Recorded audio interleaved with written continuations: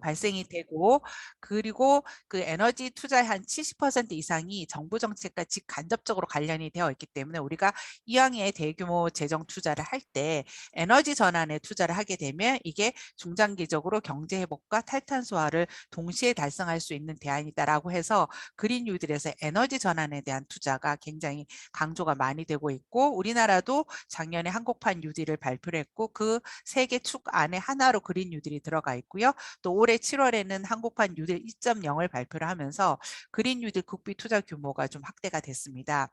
그리고 또 하나 우리가 조금 이제 눈여겨봐야 될 것이 뭐 그린 뉴딜 또 녹색 경제, 녹색 성장이 이번이 처음이 아니라 기억하시겠지만 그 2008년도 글로벌 금융위기를 맞이해서 그때도 똑같은 얘기를 했습니다. 이게 경기부양책이 녹색 부양책이 돼야 된다. 이게 녹색 경제로 이행할 수 있는 전환할 수 있는 촉매제 역할을 해야 된다라고 해서 주요 선진국에서도 그 녹색 경제에 대한 투자를 했어요. 우리나라도 MB 정부에서 녹색 성장을 추진을 했고요. 근데 당시에 보면 이 재정 투입이 그 중장기 온실가스 감축 목표와 연동이 되어있지 않았기 때문에 투자를 안 한 건 아니지만 실제로 우리가 그 성과, 성적표를 받아들어 보면 온실가스 감축 목표 달성에는 실패를 한 거죠. 그래서 단기적으로 일자리 창출 효과는 있었지만 우리가 저탄소 녹색 성장에서 저탄소 측면에서 봤을 때는 이게 정책이 실패했다. 그 원인은 정책의 일관성 이 유지가 되지 못했기 때문이다. 이런 이제 문제의식을 갖고 있고요. 용어는 다양합니다. 녹색 예산이라고도 하고 기후 예산이라고 하고 탄소 인지 예산, 뭐 온실가스 감축 인지 예산 여러 가지 용어가 사용이 되는데 이제 외국에서는 주로 녹색 예산 또는 기후 예산이라는 용어를 사용을 합니다. 그래서 최근까지 이 조사를 해보면 전 세계 한 50개국 이상에서 녹색 예산제를 어떤 형태로도 시행을 하고 있어요. 근데 이게 녹색 예산제가 각국에서 이걸 도입을 하게 된 배경, 목적이 다 다를 거잖아요. 여건도 다르고 우선순위도 다르기 때문에 조금 형태나 방식은 다양하지만 전반적으로 한 50개국 이상에서 녹색 예산제를 시행을 하고 있는데 이게 시행된 거는 2011년 이후니까 한 10년이 넘었어요.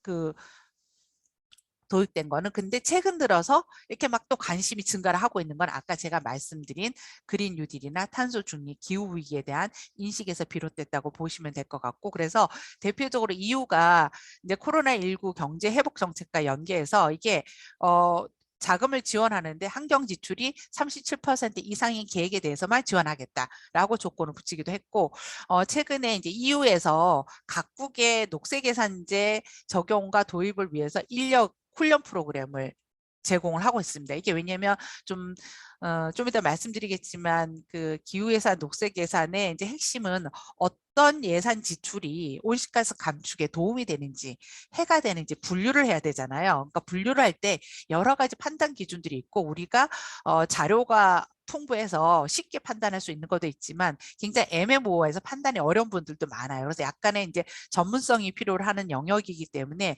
이 태깅할 수 있는 꼬리표를 붙이는 그 인력들을 훈련을 또 하고 있다고 합니다. 우리나라 이제 정부도 탄소 중립을 선언하고 작년 12월에 2050 탄소 중립 추진 전략을 발표를 했죠. 근데 거기서 잘 보시면 뒷부분에 탄소 중립 목표 달성을 위해서 우리가 제도적 기반을 마련을 해야 되는데 이 재정이 탄소 중립 친화적이어야 된다. 기후 친화적이어야 된다라는 것이 아까 제가 말씀드린 것하고 동일한 맥락입니다. 그래서 이게 탄소의 그 가치를 고려한 재정 제도, 예로 탄소 인지 예산 제도를 도입한다라고 2050 탄소 중립 추진 전략에 포함이 되어 있고요. 그리고 올해 6월에 국가재정법과 국가회계법이 개정이 되어서 온실가스 감축 인지 예산 제도의 법적 근거가 마련이 되었습니다. 그래서 중앙정부는 2023년 회계 연도 예산안과 결산부터 본격적으로 적용을 합니다. 그리고 내년 이제 예산에 대해서 시범 지금 적용하고 있어요. 왜냐하면 이게 본격적으로 적용하기 전에 뭐가 문제인지, 그다음 분류를 어떻게 할 것인지 이런 예비적인 어떤 그 시범 사업이 필요하기 때문에 지금은 시범 사업을 하고 있고 2023년부터 본격적으로 들어오는데 이게 얼마 남지 않은 거죠. 왜냐하면 중앙정부는 내년 상반기 때 2023년 그 예산안을 짜게 되니까 굉장히 시간은 촉박합니다. 그러니까 이게 논의된 거에 비해서는 입법화가 굉장히 빨리 됐고 또 입법을 하더라도 우리가 보통 제도 시행을 위한 준비를 고려해서 한 2년 정도 여유를 두고 하게 되는데 굉장히 이제 급박하게 지금 일정표가 나와 있고요. 그래서 어찌됐건 이제 중앙정부 차원에서는 온실가스 감축 인지 예산서, 그다음에 온실가스 감축 인지 결산서, 그리고 기금에 대해서 온실가스 감축 인지 기금 운영 계획서, 기금 결산서를 작성을 해야 됩니다.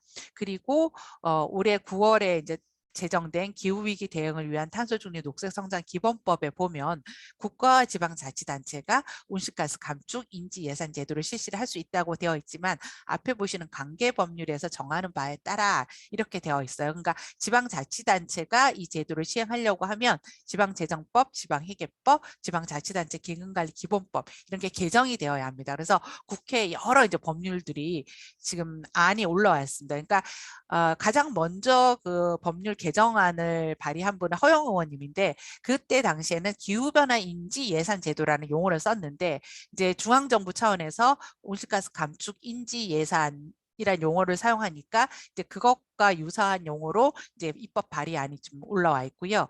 그다음에 대전광역시 대덕구 같은 경우에는 뭐 국가에서 제도적 근거를 마련하기 전에 먼저 지자체가 필요성을 인지를 하고 탄소인지 예산제 운영 조례를 만들어서 운영을 하고 있습니다. 그래서 여러 가지 용어 정의라든가 또는 절차 방법 이런 것들에 대한 그 규정을 좀 하고 있고요. 이 개념은 가장 쉽게 얘기를 하면 우리가 예산 편성 과정에서 예산이 온실가스 배출에 미치는 영향을 사전에 검토를 하는 거죠. 그러니까 이 예산을 수립할 때 이 예산이 온실가스 감축에 도움이 되는지 아니면 온실가스 배출을 늘리는지 이 영향을 평가를 해서 만약에 우리 목표가 기후변화 목표가 온실가스 감축을 얼마 줄이는 거라고 하면 도움이 되지 않는 예산은 조정을 좀 해야 되는 거잖아요. 반대로 온실가스 감축에 도움이 되는 예산은 부족하다 싶으면 이 비중을 올려야 되는 거고요. 그래서 그 영향을 평가를 해서 그 예산과 자원이 배분될 수 있도록 하는 거예요. 예산 편성에 반영하는 제도입니다. 그러니까 결과적으로는 이것이 우리가 온실가스 감축 목표와 부합하는 방식으로 예산하고 자원을 배분할 수 있도록 예산 구조랑 규칙을 바꾸는 정책 수단이다. 이렇게 보시면 될 것 같고요. 그리고 편성에 반영하는 것뿐만이 아니라 이제 우리가 결산서를 작성하게 되면 예산 집행 결과 얼마나 온실가스가 줄어들었는지 이런 이제 효과를 모니터링할 수 있다라는 거죠. 그래서 탄소인지 예산이라고 했을 때 여러분이 가장 먼저 떠올리는 개념이 성인지 예산일 겁니다. 그래서 이건 뭐 굳이 설명하지 않아도 성인지 예산, 탄소인지 예산 이런 거겠구나라고 이제 추측은 할 수 있어요. 쉽게 이해는 됩니다. 용어를 설명하지 않아도. 다만 이제 성인지 예산 같은 경우 조금 더 추상적이고 이 정성적인 평가 위주로 이루어질 수밖에 없습니다. 근데 탄소인지 예산은 좀 아직까지는 인프라가 충분하지는 않지만 그래도 뭐 우리가 온실가스 감축량이라고 해서 정량화된 수치로 뭔가 좀 보여줄 수 있기 때문에 좀 성인지 예산하고는 좀 차별화된다라고 하고요. 그 다음에 조금 헷갈릴 수 있는 용어가 우리가 카본 버짓 지금 우리가 지구 기온 상승 1.5도 이하를 억제하기 위해서 배출할 수 있는 탄소 양이 얼마다라고 해서 탄소 예산이라는 용어를 사용을 하는데 그때 카본 버짓에서 이 버짓은 이제 돈의 개념이 아니라 우리가 어떤 목표 달성을 위해서 배출할 수 있는 탄소 허용 총량, 그러니까 배출 상한선을 의미하는 카본 버짓이에요. 그래서 이것하고는 조금 구분해서 보면 될 것 같고 우리는 이제 돈을 의미하니까 그 다음에 그 기후위기 대응을 위한 탄소중립 녹색성장 기본법에 보면 정책이나 계획이나 사업이 온실가스 배출에 미치는 영향을 평가하도록 되어 있는데 이게 이제 기후변화 영향평가입니다. 주로 이제 환경 영향평가하고 비슷한 개념이라고 보시면 되는데 이것하고도 약간 차이는 있어요. 왜냐하면 기후변화 영향평가는 실제로 사업이나 계획이 집행되는 단계에서 이 사업으로 인해서 온실가스 배출에 얼마나 영향을 미칠 것인지를 평가를 하게 됩니다. 근데 방법론상으로 완전히 다른 건 아니고요. 이거는 예산을 편성하는 과정에서 예산이 온실가스 배출에 미치는 영향을 사전에 평가 또는 검토 분석하는 걸 의미를 합니다. 그래서 이 기후변화 영향평가 탄소 예산이랑 탄소 인지 예산이 동떨어진 건 아니고요. 우리가 예산을 놓고 보면 이 예산이 집행되는 단계로 가면 기후변화 영향평가랑 연계가 될 거고요. 그 다음에 우리가 탄소 인지 예산을 수립을 할 때 보면 어떤 목표가 있는 거잖아요. 이 목표를 설정할 때는 탄소 예산을 놓고 우리가 이만큼을 줄여야 된다라고 목표가 나오면 그만큼을 줄이기 위해서 우리가 얼마나 재정을 투입을 해야 되는지 이런 것들을 결정하는 것이 탄소 인지 예산이라고 보면 되겠고요. 그러면 탄소 인지 예산을 도입했을 때 우리가 기대할 수 있는 효과입니다.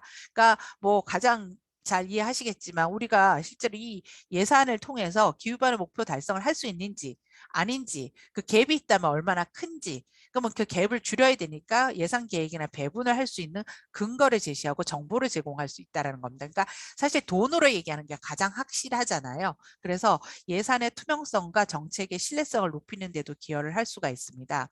두 번째로는 온실가스 감축 목표에 해가 되는 지출이나 수입이 어디서 발생하는지도 우리가 판별할 수 있어요. 왜냐하면 꼬리표를 붙이다 보면 이 예산 또는 어떤 그 경제적 인센티브가 있습니다. 세금 감면 뭐 이런 것들이 이게 온실가스 감축에 해가 되네. 라고 해서 분류를 해놓으면 이거를 우리가 줄여야 되는 거잖아요. 그래서 유해 보조금하고 세금을 줄이는 대신에 목표 달성에 기여하는 예산 비중을 높이도록 할 수 있는 그런 정보를 제공하고 이게 결국은 정부가 이렇게 정책의 일관성을 유지를 한다라고 하면 이 인센티브를 재설계하는 거죠. 그러니까 예를 들어서 뭐 화석연료 보조금을 줄인다라고 하면 이것이 시장 주체들한테는 정부가 앞으로는 화석연료에 대한 보조금을 줄이겠다. 또 친환경 분야에 대한 투자를 확대하겠다고 하면 그 시장 주체들이 거기에 따라서 투자 방향을 결정하게 되기 때문에 굉장히 이제 중요한 역할을 한다라는 거고요. 그 다음에 세 번째로는 이게 어찌됐건 간에 투입 예산 대비 정량화된 온실가스 감축 효과가 산정이 되면 우리가 프로그램별로 비용 효과성을 평가를 할 수 있습니다. 예를 들어서 뭐 전기차 보조금은 우리가 10억당 줄일 수 있는 양이 100이다라고 하는데 다른 뭐 건물 에너지 효율 개선을 통해서는 훨씬 더 적게 돈을 들이면서도 온실가스를 더 많이 줄일 수 있다라고 하면 우리가 정책의 우선순위를 조정할 때 물론 산업적인 측면도 보긴 해야 되지만 그래도 적은 비용으로 감축 효과가 높고 다른 또 목표에 상충하지 않는 그 프로그램의 우선순위를 높일 수 있다는 거죠.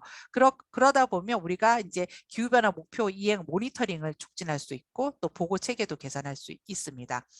또한 이제 그 행정부서 내에서 이게 객관적인 정보를 가지고 얘기를 하는 거잖아요. 그러면 이제 온실가스 감축 목표 달성을 위해서 기관의 역할과 책임 에 대해서 좀 우리가 논의를 할 수가 있고 또 이게 부서 간 또 부문 간에 이렇게 조정하고 협력이 필요하잖아요. 예산을 비롯해서. 그래서 기후변화 관련 계획 목표랑 예산의 연계성을 확보해서 정책 통합을 촉진하는 그런 효과가 있습니다. 그리고 이게 이제 물론 이 예산이기 때문에 행정부서 내에서 이런 논의가 촉진이 되지만 이것뿐만이 아니라 의회라든가 시민사회 감시 역할을 촉진하는 데도 탄소인지 예산이 크게 기여를 할 수 있다는 겁니다. 국내외 사례는 그냥 간단하게 말씀드리니까 워낙 이제 많이 이제 저도 작년에 이걸 처음 이제 그 문헌 검토를 하면서 엄청 헤매면서 많이 찾긴 했는데 이게 보니까 가장 원조는 리우 마커입니다. 그러니까 우리가 리우 협약 잘 아시죠? 1992년에 협약이 체결이 됐는데 여기에서 이제 기후변화 완화, 사막화 방지, 생물 다양성 보호를 위해서 선진국의 개발도상국에 대한 원조 활동을 비교 모니터링하기 위해서 뭔가 방법론이 필요한 거예요. 그러니까 선진국이 개도국을 지원하는데 개도국의 그 기후변화 완화를 포함해서 이런 환경 목표에 얼마나 기여하는 부분에 지원을 많이 하는지 오히려 개도국의 환경을 악화시키고 온실가스 배출을 늘리는 쪽으로 지원을 하는 건 아닌지 이런 것들을 비교하고 모니터링할 수 있는 방법론이 필요해서 그걸 가장 간단하게 한 게 리우 마커입니다. 그러니까 이거는 가중치를 주는 건데 점수를 2점, 1점, 0점으로 주는데 어떻게 되냐면 첫 번째 이 활동을 보고 이 활동의 핵심 목표가 기후변화 완화인지 그러니까 아주 중요한 목표로 기후변화 완화를 설정을 하고 있는지 그래서 아주 그것이 분명하게 드러나면 이 프로그램 예산은 기후변화 완화에 핵심적으로 기여하기 때문에 2점의 가중치를 주는 거고요. 기후변화 완화가 의미 있는 목표로 명시되어 있지 않지만 어찌됐건 간에 다른 목표도 달성하면서 또 기후변화 완화에도 기여를 한다라고 하면 1점의 가중치를 주고, 이 활동에 기후변화 완화가 전혀 언급이 되지 않고 목표를 제시가 되지 않다 그러면 0점을 주는 거죠. 그래서 예산에 대해서 가중치를 둬서 이렇게 이제 총계를 내면 뭐 미국의 개도국에 대한 원조 활동 중에 뭐 기후변화 완화에 기여하는 활동의 예산 비중이 얼마 정도 된다, 이렇게 이제 도출을 할 수 있는데 이게 사실은 좀 주관적이잖아요. 그리고 이게 객관적으로 검증이 이루어지지 않다 보니까 사실 이게 뭐 과대평가된 건 아니냐 이런 논란들이 있습니다. 방법론은 사실 이게 가장 기본적인 방법론이고, 이후에 이걸 토대로 해서 이제 여러 가지 녹색 예산, 기후 예산과 관련된 그런 방법론이 나오게 된 겁니다. 그래서 가장 심플하게 할 수 있는 건 이런 방법이에요. EU 같은 경우에는 이제 유럽 구조 투자 펀드에서 이제 다년도 재정 계획을 이렇게 추적하고 관찰합니다. 각국이 이 예산을 자금을 지출을 할 때 실제적으로 온실가스 감축에 얼마나 기여하는지를 모니터링 할 수 있는 이제 수단이기도 한데, 그 EU 같은 경우는 아예 장기 재정 계획에서 기후 예산 비중을 30% 이상 쓰게끔 되어 있습니다. 그러니까 전체 각국이 이 자금을 가지고 지출을 했을 때 기후변화 관련 목표 달성에 기여할 수 있는 예산 비중을 정해놓은 거죠. 30% 이상은 여기에 써라라고 하는 거고, 그 다음에 각국에서 얼마나 기후변화 관련 지출 비중을 늘렸느냐를 이제 모니터링하기 위해서 아까 리우 마커에서 0점, 1점, 2점 준 거랑 동일한 방식으로 뭐 0%, 40%, 100%에서 이제 여기다 가중치를 주는 거예요. 그래서 그걸 가지고 각국의 그 기후변화 지출 예산을 모니터링하는 수단이 되는 겁니다. 가장 보편적인 것이 OECD의 녹색 예산입니다.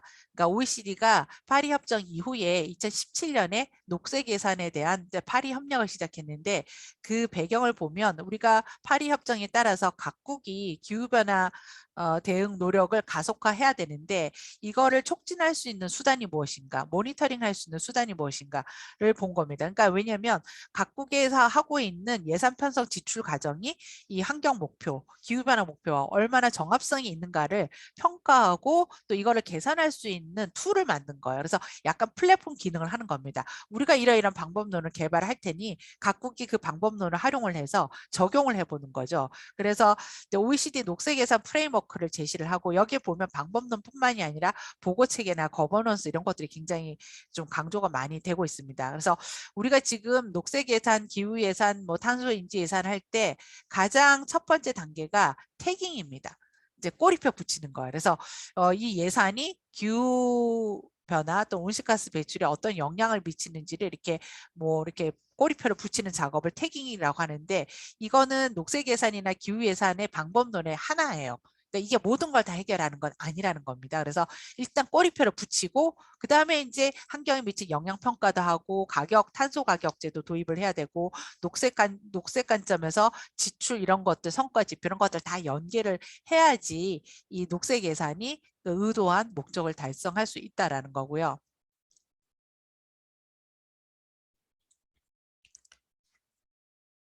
프랑스가 한 3, 4년 정도 준비를 해서 2021년 회계 연도에 대한 녹색 예산서를 발간을 했습니다. 그러니까 OECD의 녹색 예산 방법론을 가지고 오고, 그 다음에 우리가 요즘에 이제 뭐 그린워싱 얘기를 하면서 녹색 금융이 강조가 되는데, 이게 녹색이 맞는지 아닌지를 우리가 판단할 수 있는 기준이 중요하다고 얘기를 하잖아요. 그래서 뭐 우리나라도 K 텍소노미, 뭐 EU도 텍소노미가 있는데, 이제 EU에서 그 녹색 분야라고 한 게 6가지입니다. 그래서 기후변화 완화, 그러니까 온실가스 감축, 기후변화 적응, 뭐 순환경제, 환경오염 방지, 물, 그다음에 그 생물 다양성, 이렇게 6가지 분야를 녹색이라고 본다라고 하는 게 있습니다. 그래서 프랑스 녹색 예산 이 6가지 목표 달성에 이 예산이 기여하는지 안 하는지를 판단하고 거기에 태깅을 하고 있습니다. 근데 보면 이게 가중치가 여기도 있는 거죠. 그러니까 3점에서 마이너스 1점까지 있어요. 0은 이제 중립이고요. 아무 영향이 없는 거고, 마이너스 1은 그 목표 달성에 부정적인 영향을 미치는 예산이고, 1점에서 3점은 이제 긍정적이긴 한데 얼마나 긍정적이냐에 따라서 1점에서 2점에서 3점 정도 가중치를 주는 겁니다. 근데 이게 6가지 목표잖아요. 그러면 예를 들어서 우리가 뭐 풍력 발전을 한다라고 하면 이게 분명히 온실가스 감축에는 기여를 합니다. 근데 이게 생물 다양성에는 상충될 수도 있잖아요. 생물 다양성 목표에는 이게 부정적인 영향을 미칠 수도 있습니다. 그러니까 이렇게 6가지 목표를 두고 프로그램별로 동그라미 X를 치기 시작하면 이게 6가지 목표에 다 도움이 되는 예산도 있지만 그중에 한두 개 정도가 또 다른 목표와 상충하는 것들도 분명히 있어요. 그러니까 프랑스는 그렇게까지 다 본 거예요. 그렇게 보고 하나라도 이게 부정적인 영향이 포함되어 있다라고 하면 이제 긍정, 부정, 복합으로 분류를 합니다. 근데 이게 프랑스는 방법론이 계속 연구를 하면서 이게 수정 보완이 되고 있는 중이에요. 아직도. 그래서 2021년 녹색 예산서를 발간을 했는데 거기 보면 전체 예산 중에서 환경에 영향을 미치는 예산이 한 9.2% 정도 되더라. 나머지는 대부분 중립이더라라고 하고 환경 친화적인 예산, 그다음 환경에 부정적인 예산 이렇게 표시를 하고 있습니다. 가장 먼저 시행이 된 건 사실은 UNDP의 기후예산 태깅입니다. UNDP가 개발도상국의 예산 정책 과정에 기후변화 목표를 어떻게 하면 주류화할 수 있을까를 방법론을 만든 거예요. 그래서 여기 보면 태깅만 있는 것이 아니라 제도 분석도 하고 정책 분석도 하고 그 또 한 축이 이렇게 지출 분석을 하는 겁니다. 그러니까 그 정책적인 맥락, 그 다음에 그 조직이나 기관 이런 제도적인 분석을 한 다음에 그 다음에 예산 지출이 기후변화 목표에 얼마나 기여하는지를 보는데 이제 그걸 하나 떼서 나온 게 기후 예산 태깅이고요. 2011년에 네팔의 시범 사업을 시작으로 해서 개도국에 많이 전파가 됐고 이제 이 기후 예산 태깅이 한 19개 국가에서 시행이 되고 있다고 합니다. 그래서 이 개도국 같은 경우에는 온실가스 감축도 중요하지만 특히 기후변화 적응이 중요합니다. 이상 기후로 인한 영향으로 인한 피해가 개도국에 많이 집중해서 발생하기 때문에 그래서 여기 기후 예산 안에는 온실가스 감축과 기후변화 적응 이게 2가지 목표가 들어가 있고 아까 OECD와 프랑스 녹색 예산은 기후변화 완화 적응 플러스 환경보호 목표가 포함이 되어 있는 겁니다. 그래서 이 각국에서 우리 예산 중에서 기후 예산과 관련된 예산 비중이 얼마나 되는지 뭐 감축 예산은 얼마나 되는지 뭐 적응 예산은 얼마나 되는지 이런 것들을 이제 모니터링하고 그다음에 이렇게 마커 표시를 한 거죠. 그래서 그 지출을 정기적으로 이제 측정하고 모니터링하는 거고요.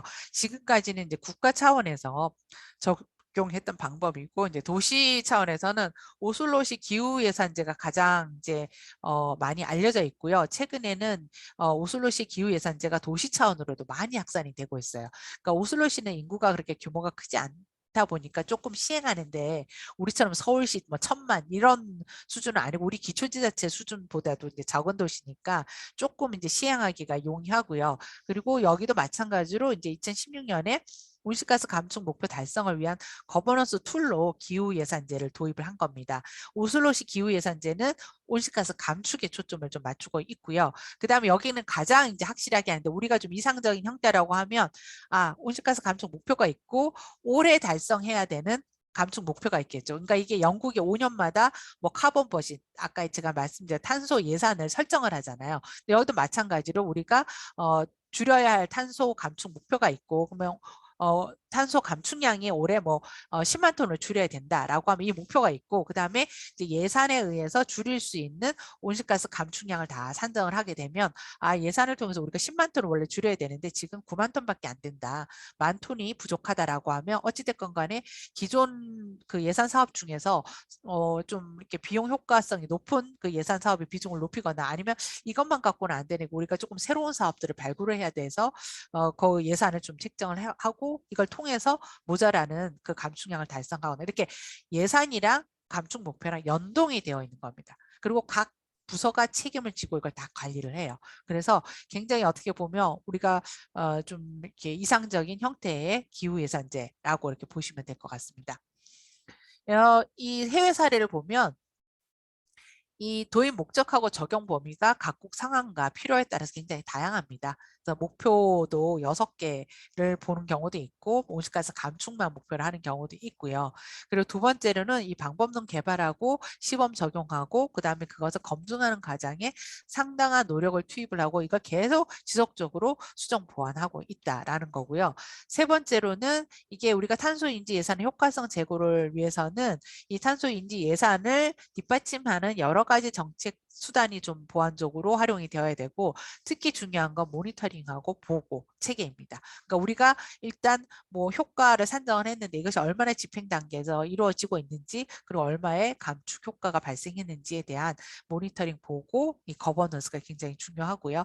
그 다음에 특히 선진국이나 뭐 개도국도 보면 주요 부처는 예산 담당 부처랑 환경, 기후 정책 담당 부처가 핵심입니다. 그래서 두 개 부처가 굉장히 긴밀하게 협력을 해서 제도를 운영을 하고 있고 이 외에 이제 주요 부서 이해 당사자 참여 거버넌스가 구축이 될 필요가 있고요.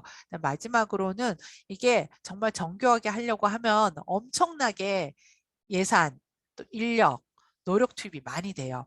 근데 이제 우리가 항상 제도를 도입해서 시행을 할 때는 이게 그냥 뭐 아무 비용 없이 제도 시행할 수는 없기 때문에 여러 가지 거래 비용을 고려를 했을 때 가장 효과성이 높은 수준을 결정을 해야 되는 거죠.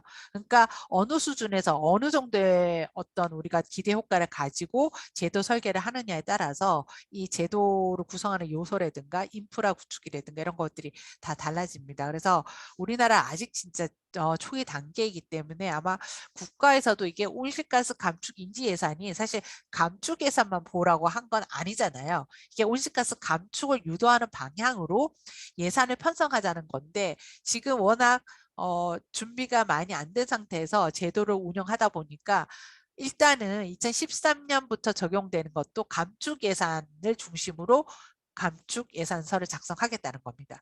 그러니까 우리가 이제 좀 중요하게 생각하는 배출 예산에 감축을 유도할 수 있는 방안도 굉장히 중요할 것 같은데 일단은 사실 배출량 산정이라든가 이 배출 사업에 대한 감축을 유도할 수 있는 방안에 대한 뭐 효과성 평가라든가 이런 것들이 잘 안 갖춰져 있기 때문에 일단 국가에서도 감축 예산을 중심으로 이제 볼 수밖에 없는 상황이고요. 국내 그 사례를 보면 이제 중앙정부가 지금 분류 체계를 지금 아직도 확정을 안 했습니다. 이제 내년 1월에 연구가 끝날 예정인데 보통 한 4개로 분류를 해요. 감축 예산, 배출 예산, 중립 예산, 그다음에 뭐 잠재적 영향이라고도 하고 복합 영향이라고도 하고 이렇게 4개 정도로 분류를 하는데 근데 중앙정부에서는 그냥 3개로 분류하는 것이 굉장히 심플하다. 어찌됐건가 이게 뭐 감축도 되고 배출도 되는데 플러스 마이너스 하면 이게 감축 방향이든 배출 방향으로 가지 않겠냐라고 해서 한 3개로 분류하는 방안을 검토를 좀 하고 있고요.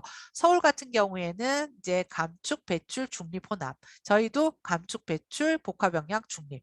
경남, 대덕구 다 비슷하게 한 4개 정도로 분류를 하고 이제 중앙정부에서는 요걸 한 3개 정도로 분류하겠다라고 하고 지금 서울시가 올해 그 3개 부서에 대해서 시범 적용했는데 이 3개 부서가 대부분 감축 사업과 관련된 부서다 보니까 그러면 다른 그 뭐 교통이라든가 도시주택이나 이런 부서에 대해서는 왜 적용을 안 하느냐라는 이제 좀 비판에 좀 직면했었고 서울시에서도 당초에는 한 23년부터 전 부서로 확대 적용하겠다고 했는데 중앙정부가 23년부터 본격적으로 적용을 하게 되면 뭐 한 2년 정도 여유 두고 지방정부는 빨라야 24년 그냥 보통 정도 우리가 예상하기로는 25년부터 들어오는 거니까 지방정부 차원에서 우리가 자율적으로 시행할 수 있는 거는 23년 회계연도, 24년 회계연도 2개 연도 정도 될 것 같아요. 그러다 보니 뭔가 이제 그전에 중앙정부에서 제도가 마련되지 않았을 때는 지방자치단체가 뭐 조례를 만들고 이 체계를 갖춰서 별도의 어떤 제도로서 운영하는 걸 생각을 했지만 중앙정부에서 뭔가 제도를 시행을 하며 그걸 가지고 지방정부로 확대 적용할 예정이기 때문에 조금 지방정부 차원에서는 뭐 운영에 좀 재량적 여지는 좀 있다라고 할 수가 있습니다. 그래서 대덕구도 탄소인지 예산, 경남이 조금 녹색 예산과 비슷하게 여러 가지 목표를 가지고 사업을 평가를 했고 또 하나는 온실가스 감축 목표에 기여하는지 또 여부는 별도로 또 평가를 했습니다.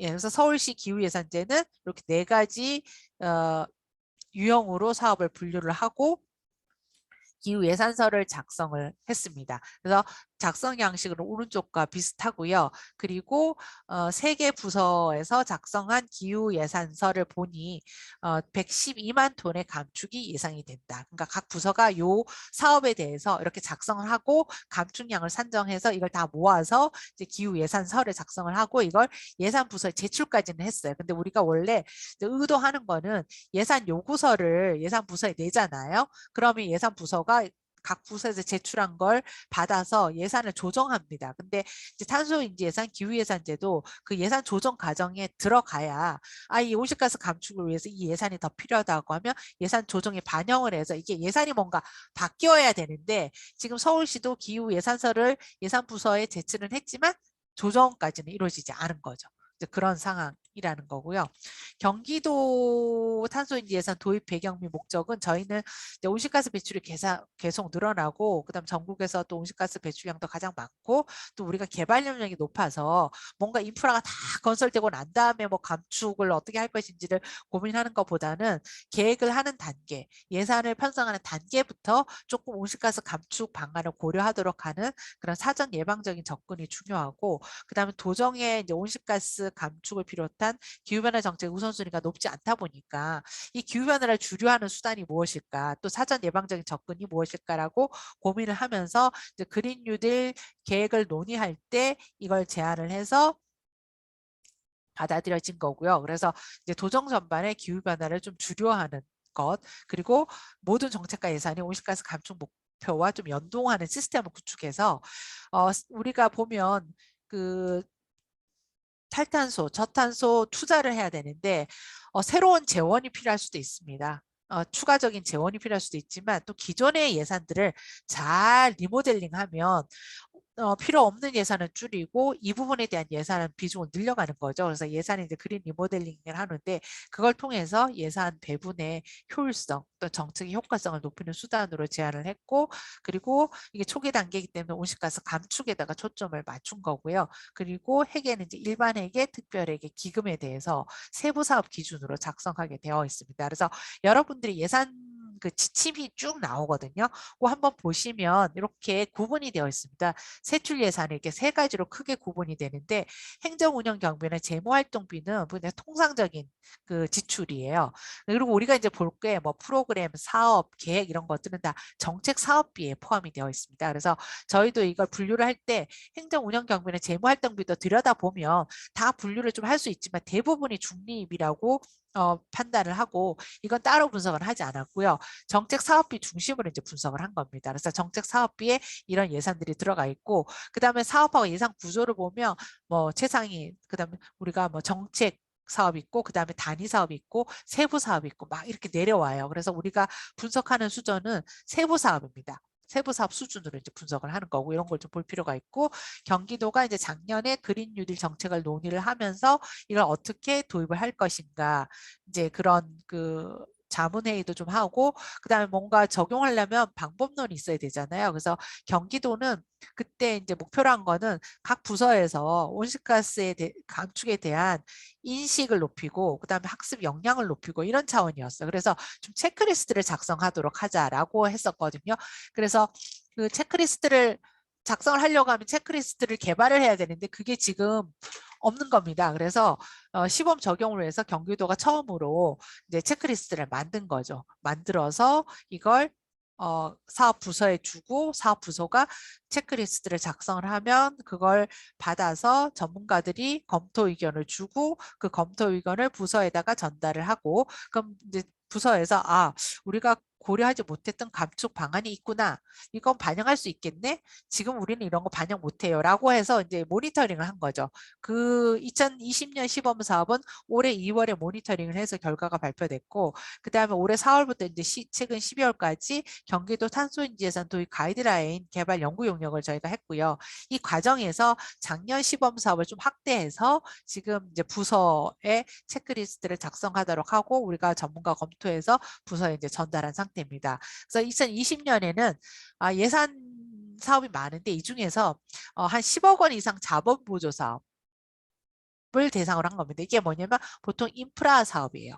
그러니까 물리적 건물을 건립하거나 뭐 도로를 건설하거나 하는 것들이 다 이 400번대 사업에 들어와 있는데 이 중에서 또 다 하기는 힘드니까 일단 10억 원으로 자르니까 한 200개 정도 사업이 대상이 되었고 그 중에서 체크리스트를 작성한 사업이 73개였고요.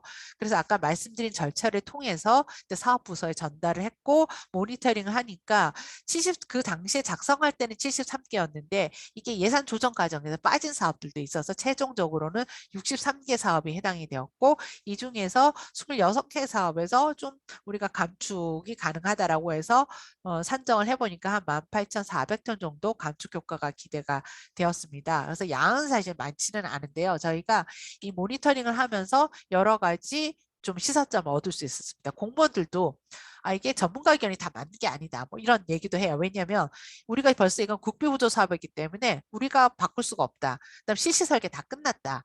뭐 이런 얘기들도 하고 그다음에 CC 설계 아직 전이니까 우리가 그 의견들은 CC 설계에다 반영을 하면 되겠다라고 해서 반영을 한 경우도 있는 거예요. 그러니까 이제 저희가 이런 모니터링을 하면서 탄소인지 예산제를 도입을 하려면 이런 과정들이 중요하구나. 또 어떤 것들을 고려해야 되는지를 볼 수 있었습니다. 그래서 이런 것들을 저희가 모니터링을 했고 이제 설문조사와 이런 모니터링 결과를 바탕으로 해서 보면 애로사항은 다들 인식하고 계시는 것과 똑같아요. 방법론, 원단위, 뭐 지침, 뭐 이런 것, 가이드라인 이런 거 다 필요하다. 그러니까 어떻게 보면 이게 추가적인 업무 부담이 되면 안 된다. 그러니까 지금은 우리가 시범 사업을 하다 보니까 추가 업무인 거예요. 그러니까 부서의 수용성도 낮고 이걸 왜 해야 되냐. 근데 작년에는 그래도 이게 지사 방침으로 결정이 된 거였기 때문에 그걸 토대로 해서 기후 에너지 정책과가 각 부서에 공문을 뿌리고 그 체크리스트를 작성하게 한 거거든요. 근데 이제 여러 가지 어려움들이 좀 있었고 또 그 오히려 좀 각 부서별로 그러면 아예 할당을 해라. 아까 이유처럼 뭐 30% 이상 이렇듯이 그러면 감축 예산 비중을 좀 이렇게 할당을 하면 우리가 어찌되건 그 안에서 조정을 하지 않겠느냐 이제 이런 얘기도 있었고요. 전반적으로 방법론과 그다음 컨설팅, 지원 시스템 이런 부분에 대한 의견이 굉장히 많았고 저희가 이 모니터링을 통해서 이게 계속 사업인 경우에 정말 초기 단계 계획을 수립할 때 실시 설계하기 전에 기본 계획 수립할 때 이런 것들이 들어가야 그 다음 단계로 넘어갈 수 있겠구나. 그러니까 이게 단년도 사업도 있지만 단년도 사업 같은 경우는 시작할 때 이런 탄소에 대해서 인지할 수 있도록 유도하는 것이 가장 중요하다는 거고 이게 반복적인 사업 같은 경우에는 사업의 어떤 설계 변경이 좀 필요한 부분도 좀 있었고요. 그래서 이런 걸 가지고 이제 시사점을 저희가 뽑았습니다. 그리고 이걸 가지고 올해 체크리스트를 조금 수정을 한 겁니다. 그래서 저희가 공무원 설문조사도 해보고 이런 모니터링을 해보니 그래도 이 체크리스트 작성하면서 온실가스 감축에 대한 공무원들의 인식이 좀 높아지고 그리고 또 실제로 또 온실가스 감축을 유도하는 그런 효과는 분명히 좀 있다라는 거고요. 그리고 이게 사업의 특성, 예산의 특성에 따라서 좀 이런 세분화된 기준, 방법론이 필요하다라는 부분이었고요. 그다음 또 하나 중요한 거는 저희가 발견한 거는 경기도 예산 중에서 경기도가 자체적으로 직접 시행하는 사업보다는 기초지자체로 내려가는 예산이 굉장히 많아요. 그러니까 이게 어떻게 보면 경기도가 만약에 이런 것들을 반영하세요라고 하지만 경기도가 그걸 받아서 사업 실행 주체한테 전달을 해야 되는 거잖아요. 그럼 기초지자체에서 이걸 받아서 사업을 집행하면 그 이후에 정말 집행이 됐는지 아닌지를 또 모니터링을 해야 되는 거예요. 그러니까 이게 경기도 예산 중에서 기초지자체로 이전되는 예산이 상당히 많아서 우리가 경기도의 탄소인지 예산 효과성을 높이려면 기초지자체도 이걸 좀 같이 해야 된다라는 부분이었고 또 하나는 국비보조 사업 같은 경우에는 우리가 뭔가를 바꾸려고 해도 바꿀 여지가 없고 경기도에도 예산을 보면 국고보조 사업들이 굉장히 많고요. 기초지자체로 내려가는 사업의 대부분은 국고보조 사업입니다. 이게 그러니까 경기도를 그냥 거쳐서 국고보조 사업이 설계가 돼서 그냥 기초로 내려가 버리면 이게 아무리 뭔가 온실가스 감축을 유도하려고 우리가 의견을 주고 모니터링 한다 해도 한계가 있는 거예요. 그래서 지금 중앙정부에서 온실가스 감축 인지 예산을 시행을 할 때 가장 중요한 게 국고보조 사업에 대해서는 온실가스 감축 목표를 성과와 목표로 넣든지 이런 것들을 해서 이 사업 구조 자체를 바꿔주면 지자체가 당장 그 제도를 시행하지는 않지만 국고보조 사업에 대해서만은 그래도 온실가스 감축을 유도할 수 있는 그런 효과가 있다라는 거고요. 그래서 올해도 비슷합니다. 이렇게 보시면 저희가 이제 이런 그 체크리스트를 만들었고 올해 조금 더 추가한 거는 그 400번 자본 지출이 있고 여기 이 중에 보면 자산 취득비가 있어요. 그러니까 그 물품 구매하는 거, 뭐 컴퓨터 구매하고 이런 거 할 때 녹색 제품 구매하라고 우리가 공공기관 녹색 구매 의무화를 하는데 실제로 이런 것도 저희가 한번 모니터링을 좀 해본 거고요. 그래서 자산 취득비랑 나머지 이제 400번대 사업에 대한 예산 을 작성하도록 이런 엑셀을 만들었습니다. 그러니까 작년에는 한글 파일로 만들었던 걸 엑셀 툴로 만든 거는 감축 효과 산정할 때 조금 우리가 뭐 태양광을 10가구 보급한다라고 하면 태양광 찍고 10을 입력을 하면 감축량이 산정되도록 하려고 저희가 이제 엑셀 툴을 만들어서 했는데 이게 생각보다는 그렇게 막 왔다 갔다 하면서 오류도 나고요. 이게 좀 가독성은 좀 떨어졌던 것 같아요. 시도는 좋았는데 이제 저희 결정적으로는 이게 저희가 링크를 걸어서 그 안에 공무원들이 들어가서 작성하면 데이터가 쌓이고 저희가 분석하려는 의도로 했는데 이제 경기도에서 외부 링크가 안 되는 거예요. 들어갈 수가 없어서 엑셀 파일 하나하나를 다 보내다 보니까 600개가 넘는 엑셀 파일이 들어온 거죠. 그러니까 저희가 이제 그걸 하나하나 보면서 뭔가 체크도 하고 계산도 하고 전문가 검토를 하려고 하니까 그게 굉장히 좀 어려웠던 것 같고요. 여기 자산 취득비 같은 경우에는 이제 취득 내역하고 그 중에서 녹색 제품이 얼마나 되는지를 좀 이렇게 입력을 하게 되면 뭐 10%, 30% 이렇게 잘라갖고 저희가 등급을 표시를 하겠습니다. 그러니까 각 부서별로 우리가 100을 구매를 하는데 이 중에 녹색 제품의 개수나 예산 비중이 얼마나 되는지를 이렇게 정성적으로 비교를 할 수 있는 툴이 되는 거죠. 이게 물론 정확한지 아닌지 모르지만 그래도 이렇게 이제 이런 것들을 심플하게 제도를 설계를 해서 또 비교해 볼 수 있는 그런 여지도 좀 있는 것 같고요. 해보니까 619건이 들어와서 생각보다는 많이 들어와서 저희가 몇 건이 들어요. 이게 의무화가 된 게 아니기 때문에 그래서 그 체크리스트 작성한 예산이 한 400번대 사업 전체 한 85% 정도 됐고요. 그 다음에 이제 전문가들이 검토 의견을 줘서 부서에 가 있는데 보니까 이제 건수로는 중립사업 비중이 높지만 이제 예산 규모로 보면 감축사업 비중이 높고 그다음 배출사업, 중립사업 이렇게 나타났고요. 그리고 이제 저희가 이 감축 사업인데 향후에 이렇게 배출 가능성 있는 사업들이 있습니다. 왜냐하면 도시가스, LPG 이건 지금은 기존의 다른 화석 연료에 비해서는 감축 효과가 있어요. 근데 우리가 재생에너지가 보편적인 기준이 되면 얘도 화석 연료이기 때문에 배출 사업입니다. 그래서 이거는 장기적으로 봤을 때 지속 가능한 대안이 아닌 거예요. 그러니까 우리가 감축 사업을 판단할 때 현재는 감축이지만 얘가 미래에도 감축인지 배출인지를 염두에 두고 정책을 설계를 해야 되고 그다음에 또 하나는 지금은 중립이고 그다음에 배출인데 여기다 조금 감축을 적용할 수 있는 여지가 있는 사업들이 있습니다. 초기에. 그러면 얘가 감축으로 전환할 수 있는 거거든요. 그런 것을 좀 별도로 표시를 해서 저희가 분류를 한 겁니다. 그래서 이건 좀 보시면 될 것 같고 아무래도 이게 교통부서가 철도 이런 것들은 건수는 얼마인데도 규모가 엄청 커요. 그러다 보니 감축 사업 비중으로 잡히는 거고요. 보면 주로 이제 감축 사업에는 뭐 재생에너지, 녹색교통 인프라, 자원순환, 산림, 뭐 친환경 농업, 뭐 녹지 조성, 흡수원 이런 것들이 포함이 되고 배출 사업에는 도시개발, 건물, 도로, 뭐 인프라 개선, 확충 이런 부분이 들어가고 복합 영향은 이제 감축도 포함이 되고 그다음 배출도 포함이 되는 그런 사업인데요. 뭐 임도시설 같은 경우에는 우리가 어찌됐거나 좀 고기로 효율화하면 흡수량 개선에 도움이 되지만 얘가 또 임도를 개선하면서 또 산림에서도 이루어지기 때문에 이런 것들은 복합 영향이다. 이렇게 이제 저희가 분류를 해서 이렇게 유형을 제시를 했습니다. 그래서 요거도 오늘 이제 부서에 갔는데 저희가 전문가 검토한 게 한 320건 정도 되거든요. 중립 빼고 나서. 근데 이제 내년에 모니터링 할 텐데 이게 300건에 대해서 모니터링 하는 건 굉장히 힘들 것 같아서 조금 규모 이상 일정 그 규모 이상 사업, 그다음에 핵심적인 사업들 중심으로 좀 모니터링을 하려고 하고요. 그다음 분류를 하는 자가 아까 태깅을 한다 그랬잖아요. 꼬리표를 붙여야 되잖아요. 이건 이제 저희가 연구진하고 아까 전문가들이 그 분류한 체계 이런 것들을 감안을 해서 저희가 분류를 한 건데 이게 뭐 다양합니다. 이걸 그 판단하는 그 의사결정 트리는. 저희는 처음에 어떻게 했냐면 이게 예산 사업이 온실가스 감축을 목적으로 하는 것도 있고 아닌 것도 있어요. 근데 아닌 거에서도 감축에 대한 기여 효과가 있는 사업들이 분명히 있거든요. 그래서 감축을 목적으로 하는지에 따라서 네, 아니요라고 감축이 목적이긴 한데 얘가 또 온실가스 배출 증가가 예상될 수 있어요. 아까 LPG라든가 LNG라든가 천연가스 버스 그런 거 복합 영향으로 갈 수가 있는 거고요.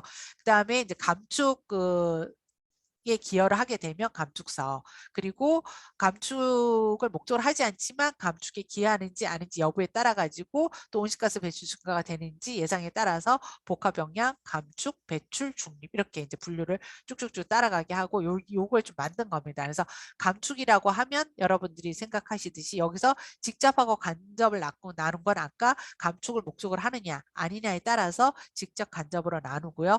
그리고 이거는 주로 이제 뭐 재생에너지라든가 그다음에 뭐그 흡수원 확대라든가 이런 것들이 들어가겠고 요거는 직접적으로 줄이는 것도 있지만 교육을 통해서 간접적으로 기여하는 사업들도 여기에 들어가는 겁니다. 그리고 온실가스 배출은 화석연료 사용해서 온실가스 직접 배출하거나 아니면 뭐 이렇게 토지용 변화를 통해서 흡수원을 줄인다든가 아니면 우리가 유류비 난방비 막 지원하는 것도 화석연료 보조금은 배출 사업인 거잖아요. 그런 것들도 이제 배출 사업으로 분류할 수 있고 복합영양사업, 중립사업 이렇게 해서 기준을 좀 만들고 사업 예시, 경기도 이제 사업 분류한 걸 예시를 좀 했고 나중에 우리가 탄소인지 예산서를 작성할 때 이런 것들을 좀 어떻게 해야 되는지를 제시를 해놓은 겁니다. 그래서 그리고 판단 기준은 이게 다 지금 지자체도 다르고요. 중앙정부하고 지자체 사이에도 저희가 연구기관 협의체를 통해서 계속 얘기를 하는데 다 달라요. 조금씩. 그래서 이게 정답은 없습니다. 그리고 기초지자체에서 만약 이런 걸 시도를 한다고 할 때 우리는 그 LPG 전환 우리는 이거 재생에너지가 우리 시에서는 이게 보편적인 베이스라인이기 때문에 우리는 이거를 배출 사업으로 분류를 하겠다라고 하면 배출 사업 분류를 해도 돼요. 그러니까 이거는 조금씩 다르다라는 거고 그래서 이제 저희가 이번에 분류를 할 때 사용했던 겁니다. 그러니까 우리가 지금 현재 온실가스 감축 수단으로 들어가 있는 거는 감축으로 분류를 한다. 향후에 배출 가능성이 있다라고 하면 별도로 저희가 거기다 표시를 했습니다. 아까 LPG 이런 것들은 그리고 그 정책 사업을 지원하는 인프라 사업이 있어요. 근데 이제 감축 사업을 지원하는 인프라다라고 하면 감축 사업. 근데 배출 사업을 지원하는 뭐 계획 수립이라든가 연구 개발이라든가 이런 것들은 배출 사업. 이렇게 이제 그 기준을 정한 겁니다. 그리고 운영 유지 관리는 대부분 일반적인 건 다 중립으로 분류가 되는데 그래도 뭐 도립공원 관리라든가 아니면 뭐 그 녹색환경지원센터라든가 이런 이제 기관의 사업은 감축 사업으로 분류를 할 수가 있고 그다음에 국내 여비나 해외 여비 같은 경우는 다 배출 사업으로 분류를 했습니다. 그래서 이런 것들을 이제 판단할 수 있는 기준은 하면서 만들어 가야 되는 거예요. 저희가 이제 이번에 해보면서 1차적으로 만든 기준이지만 이것이 뭐 픽스된 건 아니고 계속 분야별로도 굉장히 전문가들 사이에 이견이 많습니다. 그러니까 같은 사업을 놓고도 전문가의 가치 판단이 내재되다 보니까 나는 감축, 나는 배출 이렇게 보는 사업도 있어요. 그래서 이런 것들은 계속 논의하는 과정 자체가 저는 그 기후변화에 대한 인식 을 높이는 학습 과정이다. 역량 강화다. 그래서 우리가 뭔가 이렇게 막연하게 놓는 것, 뭔가 논의하는 것이 아니라 뭐 내가 살고 있는 기초지자체에 뭐 한 부서에 예산 사업을 놓고 이게 정말 예산이 기후변화에 얼마나 도움이 되는지를 한번 쭉 분석할 때 이런 것들 아까 토론하는 것도 굉장히 저는 학습 교육 프로그램으로 굉장히 저는 이게 도움이 될 거다라고 생각을 합니다. 그래서 저희가 경기도 22년 도의회에 제출한 예산 요구안을 가지고 분류를 해보니까 역시나 중립사업이 많아요. 왜냐하면 아까 행정 운영 경비, 복지, 교육 이런 거 다 중립으로 들어가다 보니까 그걸 빼고 나면 한 10% 정도가 감축, 배출, 복합 영향으로 분류가 좀 되고 있고요. 그리고 400번 자본 지출, 아까 인프라 사업이라고 그랬잖아요. 거기가 배출 예산 비중이 높다라는 부분이고요. 그래서 이런 것들을 이렇게 보시면 될 것 같아요. 저희가 이렇게 분류를 좀 했고, 저희가 또 하나 본 거는 이게 경기도 자체 재원 사업인지, 뭐 국비 보조 사업인지, 왜냐하면 재원에 따라서 이게 우리가 할 수 있는 게 있고, 하지 못하는 게 있습니다. 그래서 그런 예산의 성질별로도 볼 필요가 있다. 그러니까 여러분들이 예산 사업만 딱 볼 것이 아니라 이게 어느 주머니에서 나오는 돈인지, 그다음에 이 사업의 실행 주체가 누구인지 이런 것들을 분석을 해야 실제적으로 효과를 높일 수 있다라는 거고요. 그리고 회계별로도 볼 필요가 있고 우리가 실국별로도 이제 그 실국의 예산을 100으로 놨을 때 어느 부서가 감축 사업 비중이 높은지 배출 사업 비중이 높은지를 본 겁니다. 그래서 보면 뭐 예상하셨듯이 환경국, 뭐 철도, 항만, 물류국, 교통국 뭐 이런 데가 철도, 교통, 대중교통이 들어가고 이 예산이 크다 보니까 감축 사업 비중이 높고 배출 사업은 소방서가 의외로 건물을 많이 증축, 신축을 많이 합니다. 그래서 그쪽 비중이 굉장히 높았고요. 예산이 크다라는 게 아니라 그 전체 부서 예산에서 차지하는 비중은 건설국도 크고요. 그다음에 균형발전기획실의 복합영향을 건 지역 균형발전 사업을 보면 뭐 녹지 조성이나 해서 감축 사업도 있지만 또 여러 묶음 중에 배출 사업도 많아서 저희가 복합영향으로 놓긴 했지만 이 사업들은 대부분 배출 사업으로 갈 수 있는 가능성이 커요. 그러니까 요 균형발전 특별회계 사업, 지역개발 사업도 이런 것들도 우리가 눈여겨 좀 봐야 된다라는 거고요. 그래서 앞으로는 이제 이런 단계를 거쳐서 좀 해야 됩니다. 그러니까 이렇게 탄소인지 예산서를 기존의 예산안 요구서와 함께 예산부서에 제출을 하는 과정이 필요하고요. 근데 우리가 올해는 시범사업을 체크리스트만 작성했지 이걸 뭐 예산 요구서와 함께 탄소인지 예산서를 작성하지는 못했어요. 근데 이제 예산서를 작성하면 예산부서에서 예산 조정 과정 이걸 고려를 할 필요가 있고 오른쪽에는 이제 작성 양식을 제가 예시로 제시를 한 거고요.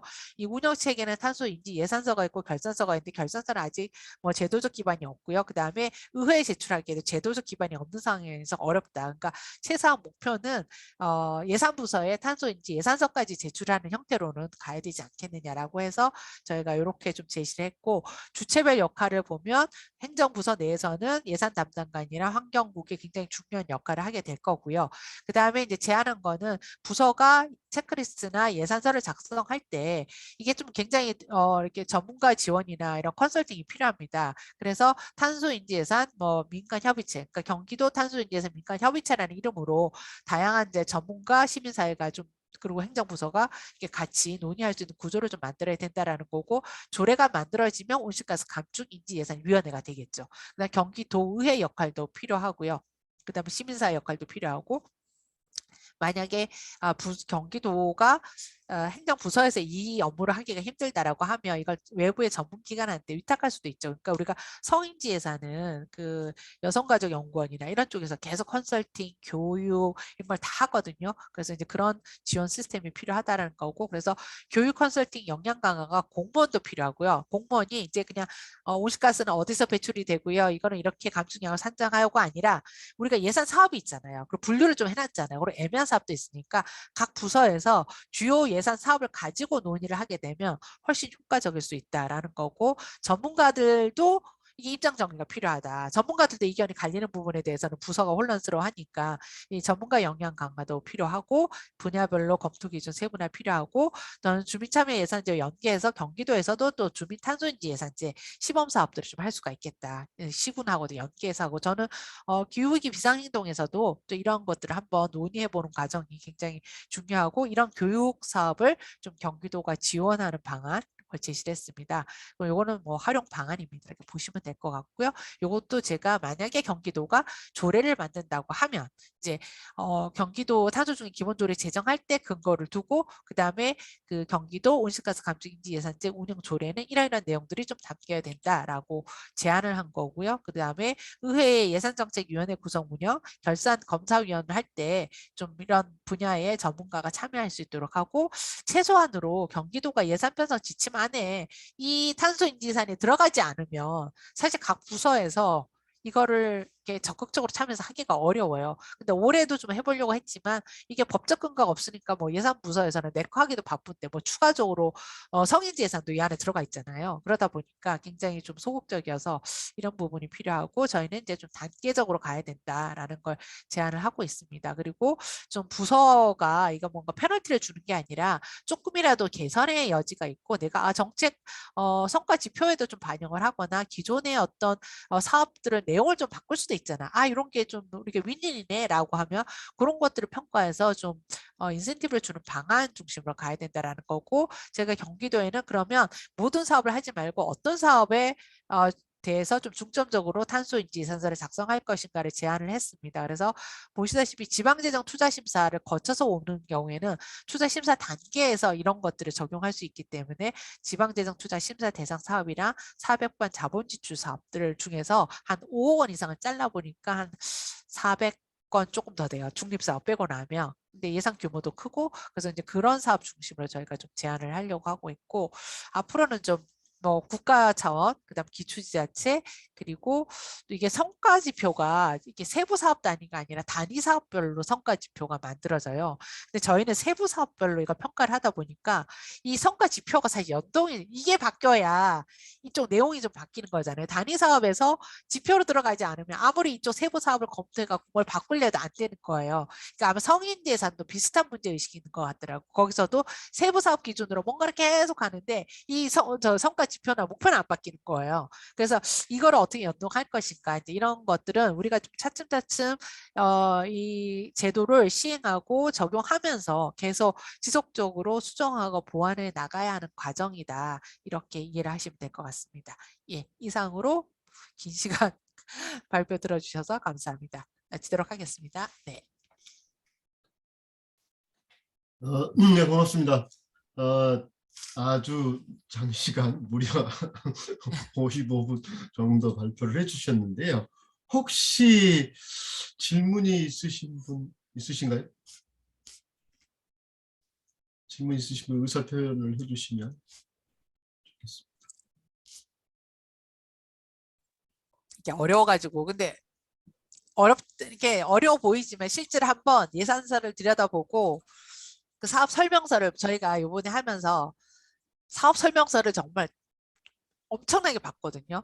정말 사업 저는 경기도 예산이 이렇게 쪼개져 있는 거는 이렇게 쪼개져 있으니까 이렇게 칸막이 행정이 있고 우리가 통합적으로 접근을 하자고 하는데 예산 사업은요 정말 하나의 단위 사업 안에 막 10개, 20개가 있는 경우도 있어요. 근데 이거를 갖다 막 미시적으로 이렇게 보다 보니까 한계가 많다라는 생각을 했는데 그래서 정말 이게 이제 워낙 이게 투명성 이런 걸 위해서 이렇게 예산을 굉장히 엄격하게 코딩을 해가고 관리를 하는 건데 이게 이제 우리가 생각하는 수준하고 실제 예산 사업 설명서랑 예산 리스트를 보면 굉장히 갭이 커요.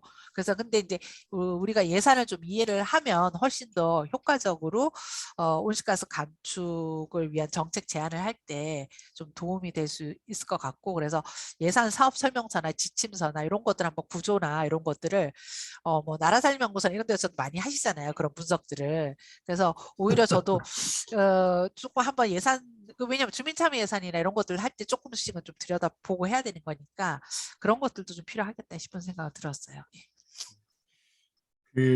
뭐 경기도 예산안 설명서를 요구하시는 분이 있으면 제가 드리겠습니다. 제가 파일로 가지고 있는데요. 너무 방대하죠. 저도 보다가 눈이 아파서 그래서 못 예. 보고 있습니다. 겨우 한경국 정도밖에 못 봐요, 솔직히. 너무 그러니까 방대해서. 주로 이제 에너지 관련된 부서가 환경국의 기후 에너지 정책가다 보니까 대부분 그쪽 사업들 중심으로 많이 보게 되죠. 예. 예, 그런데 실제로 돈은 다른 부서에서 쓰고 있죠. 그렇죠. 다른 부서를 봐야 되는데 아직 뭐 엄두도 못 내고 있습니다. 질문이 하나 있는데요. 예. 네, 그 경남 기후위기 비상행동에서 활동하고 있는 정진영 활동가인데, 그 경남 같은 경우에는 아까 말씀하셨듯이 그 기후 영향 평가로 이제 진행을 하고 있는데, 저는 사실 이걸 보면서 이게 얼마만큼의 그 온실가스 감축 효과를 가져올까라는 조금 의문은 들더라고요. 일단 프랑스 경우를 이제 본따서 했다고 얘기를 하던데 아까 그 자료에 보시면 그 프랑스 녹색 예산에 그 2020년도에는 이제 긍정에 포함해서 중립 부정으로 분류했다가 2021년에는 그 부정적 영향이 하나라도 포함되면 긍정 부정 복합으로 분류됐다는 요 부분이 네. 그 부정적 영향이 하나라도 포함되면 뭐 어디로 부정으로 분류를 했다는 건지. 그전에는 긍정 쪽으로 많이 분류를 했다가 네. 네, 이거를 이제 긍정 부정 복합이라는 그 카테고리를 새로 만들어서 네, 바꾼 겁니다. 예. 그런데 그 이번에 그 기후 영향 평가를 분류를 한 거 보니까 약간 좀 제목을 가지고 분류를 했다라는 느낌이 조금 있더라고요. 그래서 뭐 예를 들면은 사실 이제 우리 동네 숲길 조성 사업 이런 게 있는데 그게 제가 보니까 실질적으로는 그 사업이 숲길 조성이니까 긍정 사업으로 보더라도 그게 실제로는 그 밑에 이렇게 타일 까는 작업밖에 나무 하나를 안 심고 타일 까는 작업으로 들어가는데 그거를 긍정으로 볼 수가 있는지, 그리고 뭐 예를 들면은 이제 그 생협에서 이제 그 플라스틱 물병을 안 쓰는 걸 이제 권장하기 위해서 플라스틱은 쓰지는 않는데, 근데 실제로는 그게 지하수를 이제 파내는 이런 것들은 또 어떻게 분류가 돼야 되는지 그 부분이 너무 애매한데, 거의 대부분이 그게 좀 긍정으로 분류가 돼서 조금 많이 이것이 과연 어떤 효과가 있을까 이런 생각이 좀 들더라고요. 그래서 그 부분에 대해서도 어떻게 생각하시는지 이게 궁금합니다. 경남이 그러니까 녹색은 제가 경남은 그 녹색 예산이다. 이게 보면 6가지 목표를 다 가지고 왔잖아요. 그러니까 이게 장점은 아까 뭐 얘기했듯이 하나의 목표는 달성하지만 다른 목표와 상충하는지 아닌지를 우리가 검토할 수 있다는 장점은 있는데, 이게 그럼 6개 목표 중에 온실가스 감축에는 기여하는데 다른 목표 한두 개와 상충한다라고 했을 때 이걸 어떻게 분류할 거냐. 이렇게 하면 긍정, 부정, 복합에 보면 굉장히 이게 모호해지고, 그다음에 여러 이제 그 논쟁적인 이슈들이 많이 제기가 돼서 저희도 이제 처음에 할 때는 물론 이게 생물 다양성도 보호해야 환경 보호도 해야지만 일단 우리가 온실가스 감축이라는 목표를 중심으로 한번 보자라고 해서 이제 초기에 제안한 건, 저희는 온실가스 감축 조금은 지금 본 게, 왜냐면 기후변화 적응이 포함이 되면 이 물, 뭐 재해, 뭐 여러 가지가 다 들어가잖아요. 그래서 일단은 대부분의 이제 그 국가도 그렇고 지자체가 온실가스 감축이 그나마 제일 명확하니까 일단 이것을 중심으로 판단하면 그래도 조금 용이한데, 지금 경남 같은 경우에는 여러 이제 목표들을 같이 놓고 보면서 모호해지는 거예요. 그러니까 그리고 이제 만약에 그 한두 가지 목표가 상충하게 되면 얘를 이제 혼합으로 빼야 되는 거잖아요. 그러니까 혼합으로 빠질 수 있는 예산이 상당히 많은 거죠. 그리고 온실가스 감축과 관련해서 또 별도로 또 분류를 하셨더라고요. 한 4개의 카테고리를 따로 분류를 하고, 그다음 얘를 전체 6개 목표와 상충하는지 아니면 뭐 긍정인지 부정인지를 또 보셨더라고요. 그래서 이게 예산 제목만 갖고 보면 안 되고요.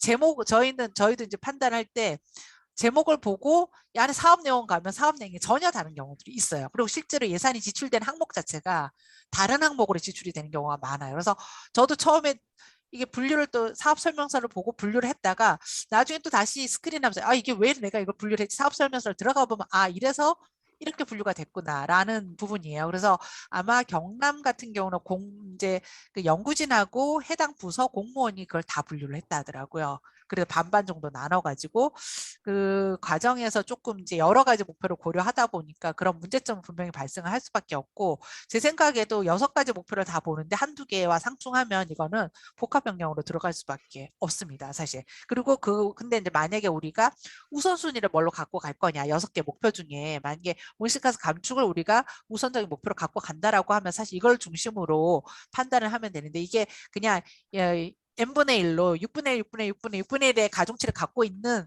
그런 목표 체계 하에서 어떤 사업을 판단한다라고 하면 다 글로 갈 수밖에 없습니다. 예. 그래서 중요한 거는 잘 지적하신 게, 우리가 선입견을 가질 수 있어요. 저는 산림하고 이쪽에 복합이나 이런 이쪽은 다 보전이 좀 많나라고 하는데 애매한 사업들이 굉장히 많습니다. 산림, 농업 이런 쪽에 얘가 개발인가 복합인가 감축인가.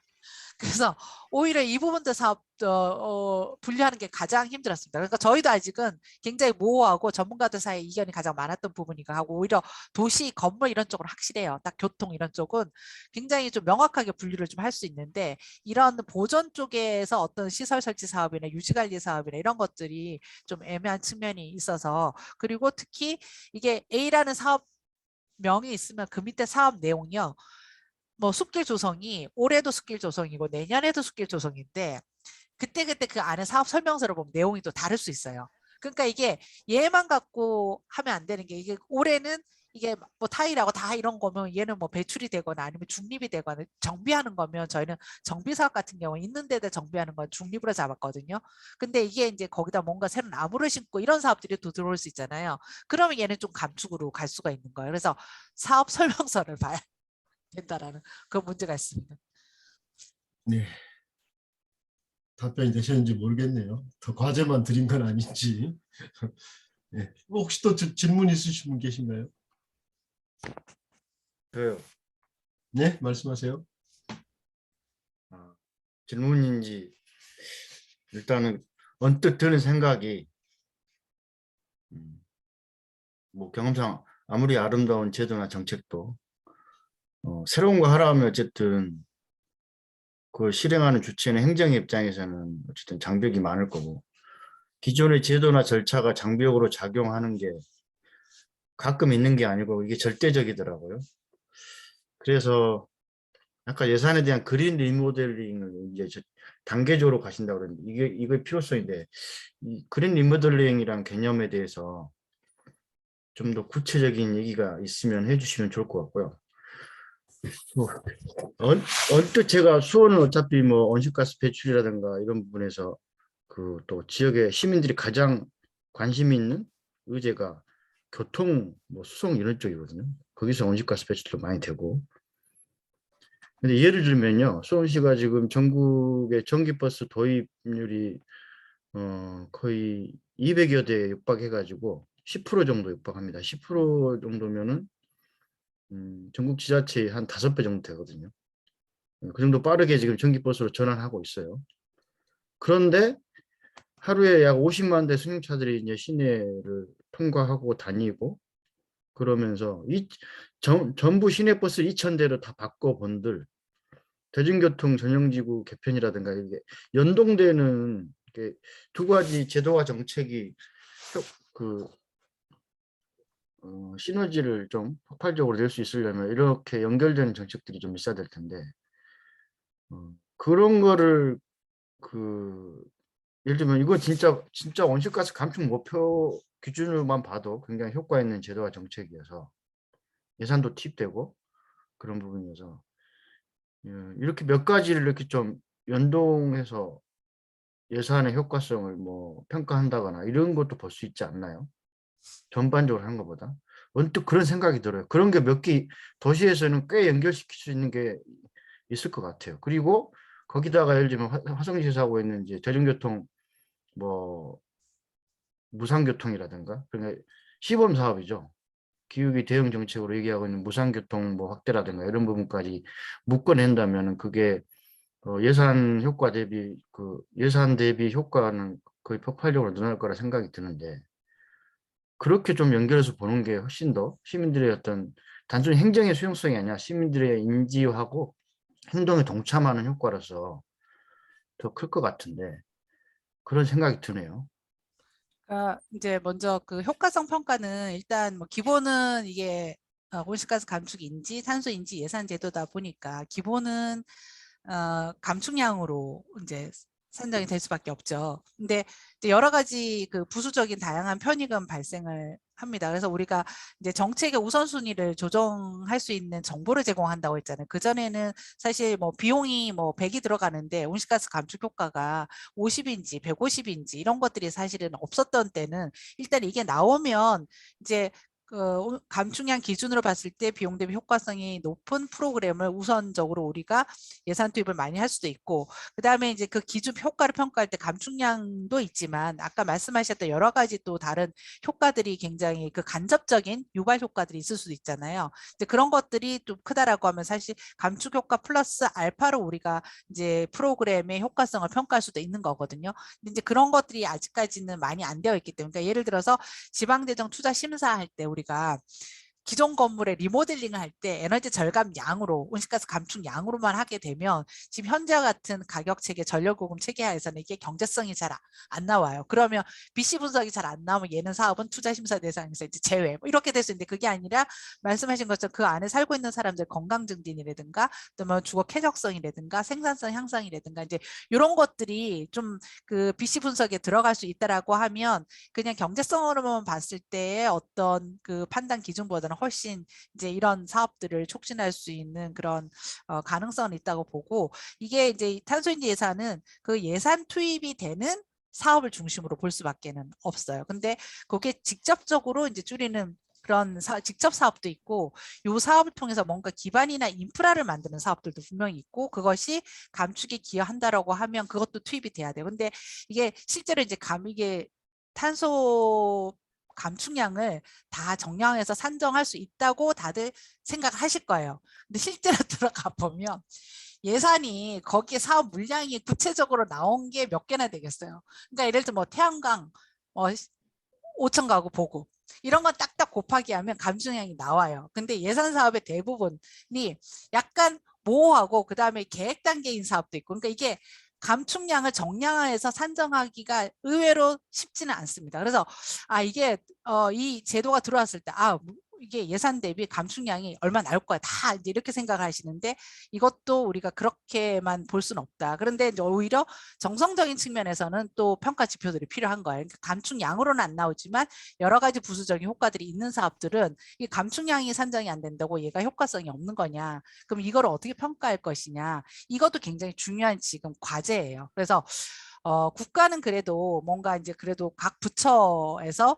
추진하는 사업에 따라서 감축량을 산정할 수 있는 것들이 좀 있는데 경기도에 이렇게 들어와 보면 저희가 체크리스트 작성하고 해서 감축량 산정한 게 한 50개 사업이 안 돼요.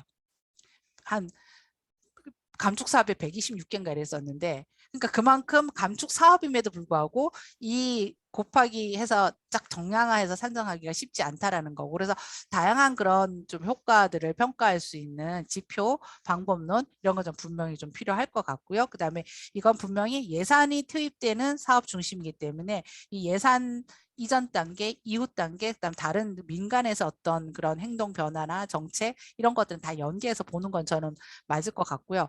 그리고 그린 리모델링은 아까 제가 잠깐 말씀드린 것처럼 이제 예산 구조를 배분의 그런 규칙을 바꾸는 거잖아요. 그러니까 이게 우리가 사실은 뭐 복지 사업 영역에서 이 복지를 위한 뭐 건물 건립을 하는데 그걸 하지 말라고 할 수는 없을 거예요. 이게 꼭 필요한 사업이잖아요. 그러면 그 사업을 할 때 어떻게 하면 이 온실가스를 줄이는 방향으로 뭔가 복지관을 설립할 거냐. 이렇게 해준다라고 하면 그 안에서 좀 감축을 유도할 수 있는 방안들을 포함시킬 수가 있는 거고, 그 다음에 사업 규모도 우리가 이제 좀 이게 적정한지를 봐야 되는 거고, 그래서 그린 리모델링은 되도록이면 이 그냥 관행적으로 해왔던 사업 중에서 그 사업에 이렇게 약간 사업 설계를 바꾸거나 내용을 바꾸고 감축을 유도할 수 있는 방안들을 초기에 포함시켜서 그 안에서 감축 사업들을 좀 할 수 있게끔 만들어주는 거거든요. 그러니까 다른 주머니를 막 빼갖고 남의 이제 다른 부서 예산을 막 뽑아와서 이쪽에다 넣는 건 지금 거의 불가능하고 우리 체계에서는. 그래서 지금 초기 단계에서는 기존 사업의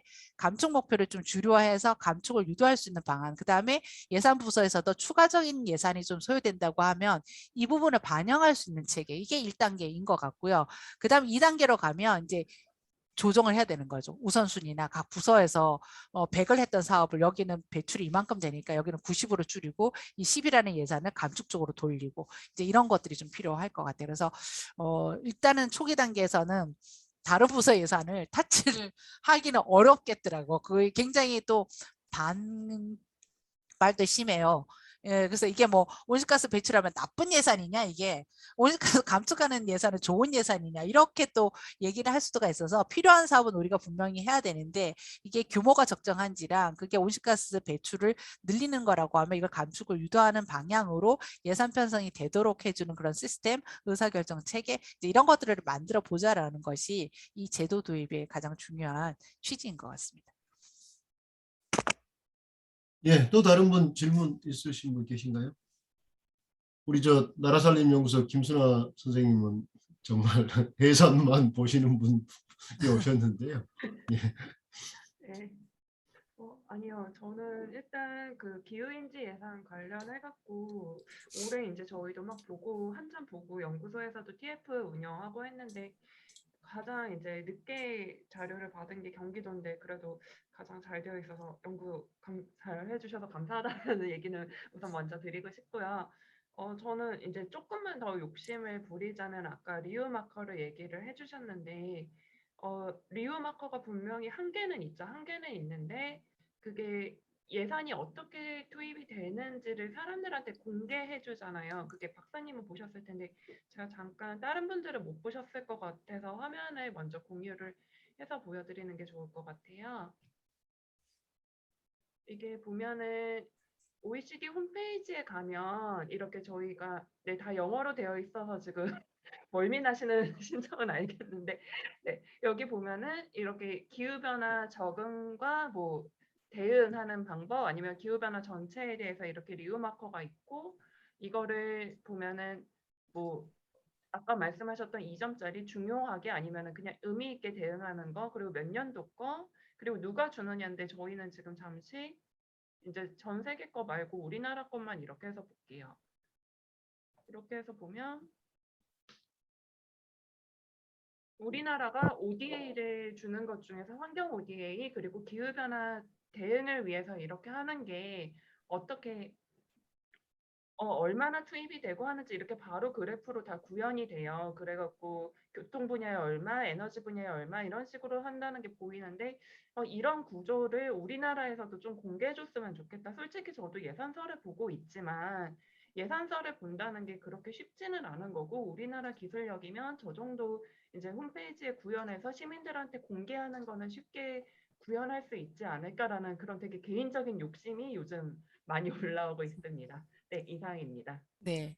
그러니까 이게 저게 되려면 이제 예산 호조 이제 2호조인가 이제 그 지방자치단 이제 그 시스템을 쓰더라고요. 그러면 예산에다가 코딩이 붙어 있으면 돼요. 그러니까 그 안에 코드를 하나, 그러니까 외국은 지금 뭐 필리핀이나 이런 나라는 아예 그 표시를 우리가 막 수작업으로 분류하는 게 아니라 일단 이런 걸 막 해본 다음에 이게 좀 정립이 된 거, 이제 다 동의하는 거 이런 것들은 이제 붙이고 이렇게 약간 애매하다 이런 거 일단 중립으로 분류를 한 다음에 이제 데이터가 확보가 되면 얘도 또 분류를 계속 하는 거죠. 그러니까 이게 예산 시스템 안에 이런 게 마커가 이제 붙어 있으면 이게 뭐 중립, 뭐 배출 이렇게 붙어 있으면 이제 재원별로도 나오고 그다음 분야별로도 나오고 이제 저희가 이게 수작업을 통해서 이번에 이제 분석해 본 게 아마 서울도 그렇게 했고 저희도 이제 그래프 그리고 한 것들이 다 이제 엑셀에다가 A, B, C 넣어가지고 저기 분류 소팅 해가지고 막 이렇게도 보려고 저렇게도 보려고 사업도 보고 한 거거든요. 그래서 그 UNDP에서 기후 예산 태깅했을 때 강조했던 것들이 그 시민 그 기후 예산 서라고 해가지고 그 아까 말씀하셨던 그거예요. 무슨 예산서가 나오는데 이만큼씩 나오고 도대체 이제 뭐 앞에 이렇게 2개, 3개 나온 거는 뭐 재원별로 분야별로 이렇게 그래프는 그려주지만 기후변화 관점에서 뭘 보여주지는 않잖아요. 그러니까 거기는 그 기후예산 태깅을 한 결과들을 시민들이 이해할 수 있는 수준으로 굉장히 그래프나 이런 것들을 딱딱딱딱 보여주면 그리고 이게 이제 연도별로 가게 되면 이게 이제 추이 변화가 보이는 거죠. 그래서 그렇게 이렇게 짧게 아주 그 가독성이 높은 수준으로 시민들 대상의 기후 예산서를 발간을 합니다. 그게 이제 그 시민 참여를 촉진하고 또 시민의 감시 이 기능을 또 강화하고 또 시민들의 그런 인식 제고하고 아까 이 결과를 어떻게 어디다 활용할 것인가 말씀드렸잖아요. 그러니까 이게 보면 아니 뭐 탄소 중립한다고 목표는 이만큼 잡아놨는데 예산을 보니까 이만큼이더라 라고 하면 이제 시민들이 도대체 정부가 뭘 하는 거냐 아니 뭘 하겠다는 거냐 말겠다는 해서 이렇게 그 대규모 이제 자원 동원을 할 수 있고 이게 커뮤니케이션 수단으로 많이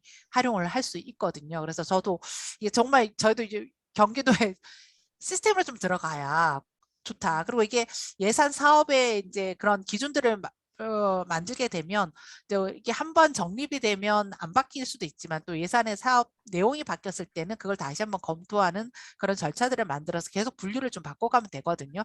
근데 이제 그게 지금 우리나라는 아마 중앙정부도 시스템으로 들어간 것 같지는 않고 각 부처가 감축 사업으로 분류를 해가지고 그거에 감축량을 산정해서 모은 게 아마 올시가스 감축 인지 예산서가 될 가능성이 큰 것 같아요. 그래서 저도 정말 적극 동의하는 게 일단 시스템으로 좀 들어가서 그냥 클릭하면 쫙쫙쫙쫙 이렇게 뽑아 나오는 그런 게 가장 좀 효과적이지 않을까. 예.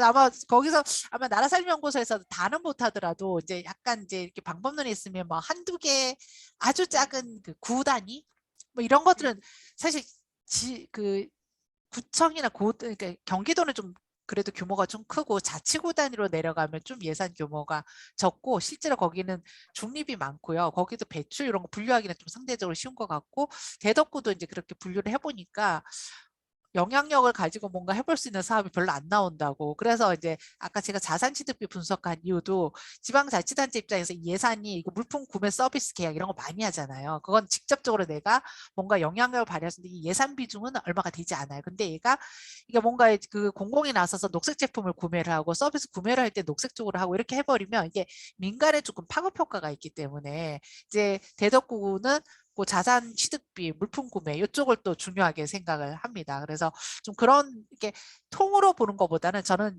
이제 조금 이렇게 좀 분야를 나눠 가지고라도 한번 모니터링을 할 수 있는 그런 시스템이나 그런 프로그램을 좀 만들면 좋겠다라는 그런 생각을 좀 드네요. 네.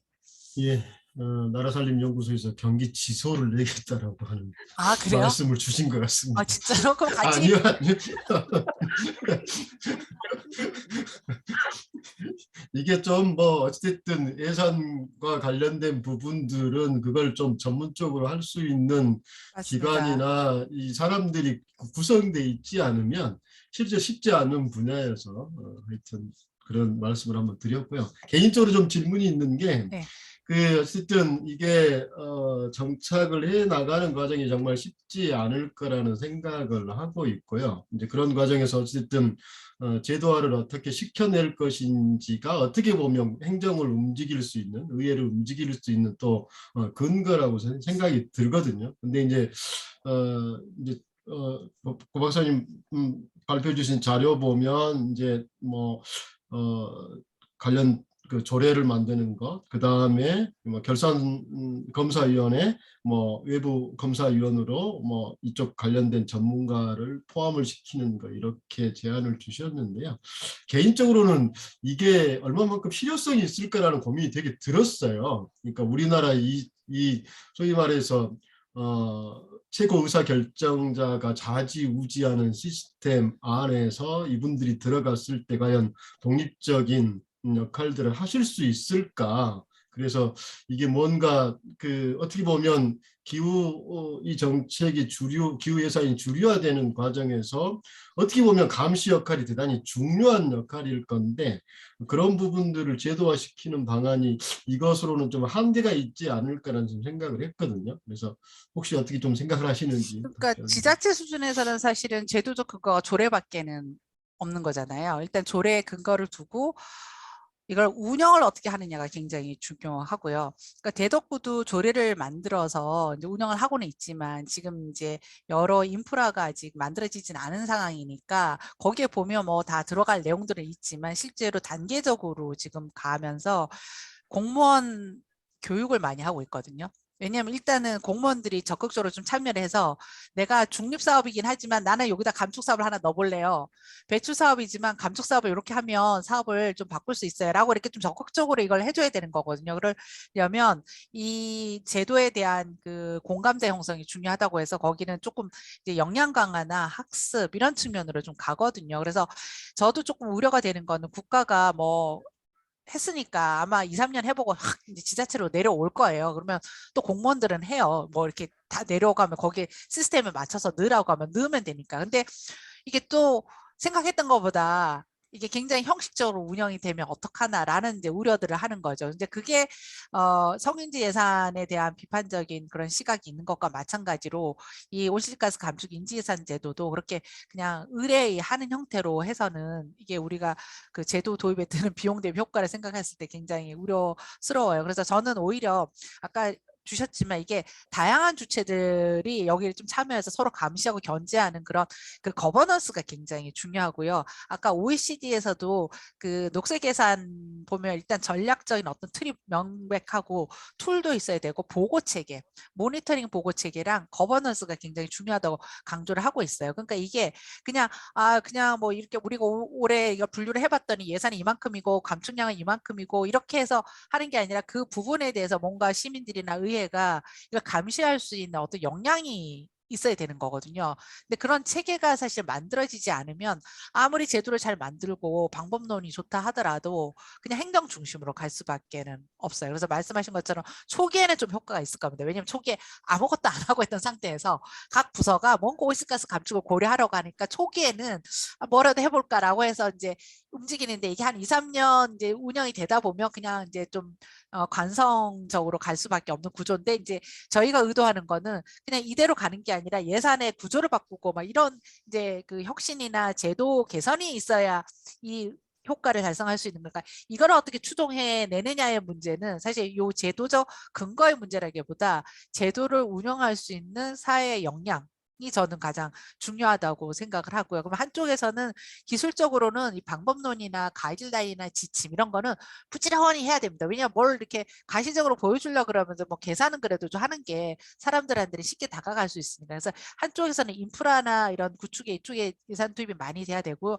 한쪽에서는 인력에 대한 또 투입도 있어야 되고 다른 한쪽에서는 교육, 홍보, 역량 강화, 투자 이런 쪽에 계속 뭔가 이렇게 투입이 좀 이루어져야 돼서 좀 그런 것들을 저희는 시민사회에서는 오히려 좀 그런 것들을 그래서 제가 아까 이게 각 주체별로 역량 강화가 필요한가 의원들도 잘 몰라요. 의회에서 감시가 안 되는데 행정이 작성한 거를 뭔가 이거를 검토할 수 있는 역량이 있어야지 이걸 바꿔라 말아라고 하는데 그게 안 된단 말이죠. 그러니까 의회는 의회대로 역량 강화를 위한 프로그램들이 필요하고 또 시민사회는 시민사회대로 이런 것들을 앞으로 들어올 거잖아요. 이 제도가.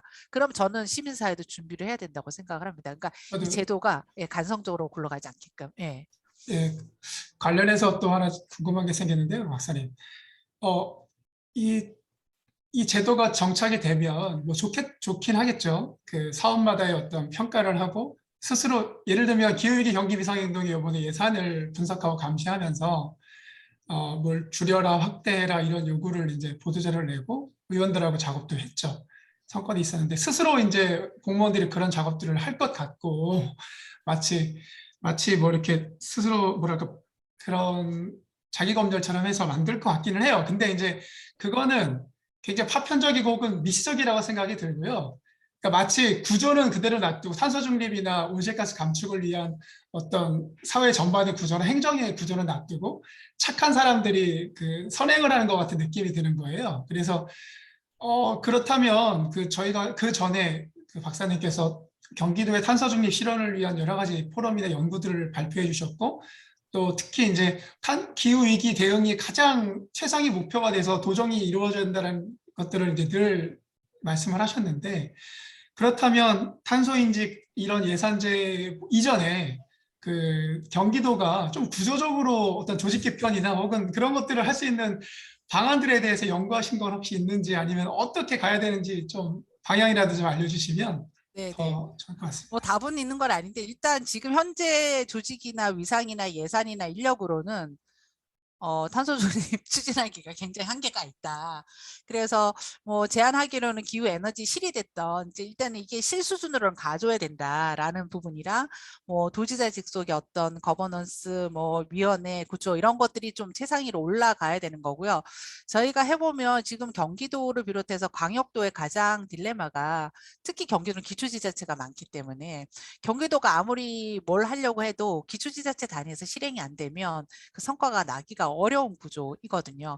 그리고 경기도 예산도 저희도 막상 들여다봤더니 경기도가 영향력을 발휘할 수 있는 예산이 뭐 듣기는 들었지만 실제로 보니까 뭐 다 기초로 내려가는 예산들이 엄청 많은 거예요. 그래서 이게 경기도가 뭔가 내가 정책을 설계를 해서 뭔가 갖고 가려고 해도 그 영향력의 범위가 생각했던 것보다 크지가 않아요.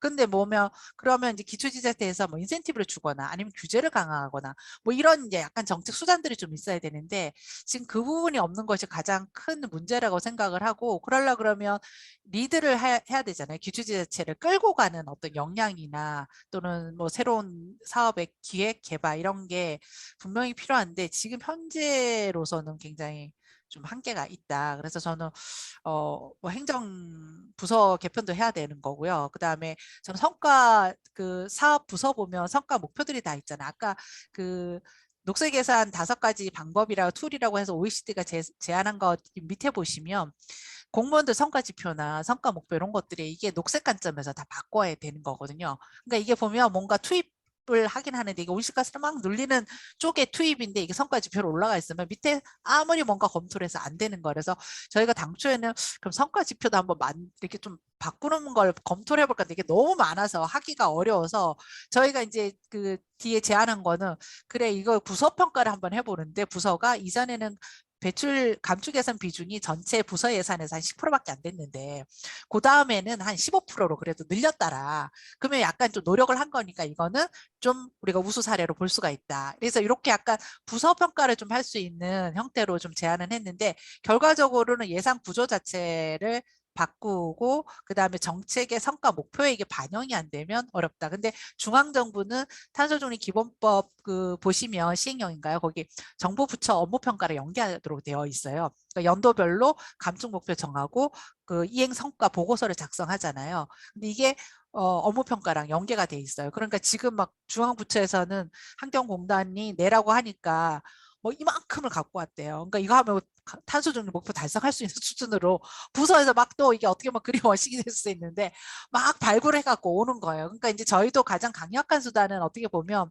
부서에서 그 공무원 성과 지표, 그다음에 그 성과 평가랑 연동하는 게 가장 좀 확실한 방법 같기는 합니다. 근데 경기도가 저도 이렇게 답은 잘 안 나오네요. 하도 보면 볼수록 이게 점점 더 어려워지는 것 같아요.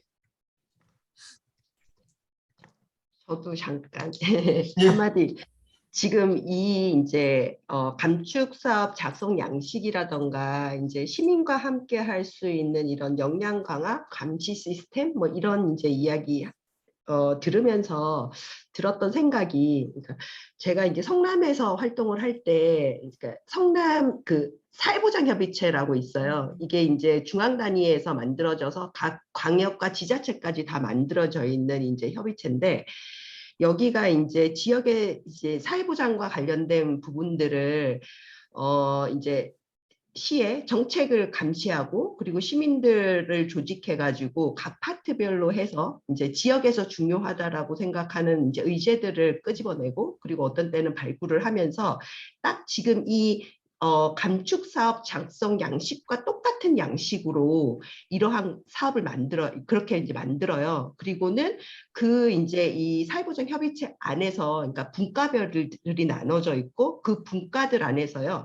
이거를 매년 이 작성 양식들을 이제 공무원들의 그러니까 뭐 의제 발굴이 새로 되거나 아니면 기존에 있는 사업들을 계속 체크하게 하면서 매년마다 그러니까 공무원들이 세운 그 계획을 얼마만큼 달성을 했는지를 보고받고 그리고 이제 그것들을 계속 이제 그 시민들이 이 협의체에서 그러한 사업들에 대한 이제 결과들을 매년 있잖아요. 이렇게 이제 결과 보고서를 내는 형태로 하면서 그래서 이제 거기에 그 결과 보고서의 내용들이 만약에 좋지 않으면 어쨌든 지자체가 또 이제 평가받는 이제 부분들이 있다 보니까 이제 신경을 쓰게 되고 공무원들이 이제 이것과 관련돼 가지고 이제 계속 이제 이야기를 하는데 물론 이것도 이제 지자체마다 뭐 그 지자체장의 의지에 따라서 이것도 좀 들쭉날쭉하다라고 하기는 하던데 제가 봤을 때 굉장히 합리적인 시스템이라고 봤거든요. 그리고 시민들이 실제로 이 협의체에서 할 수 있는 역할들이 있고 그리고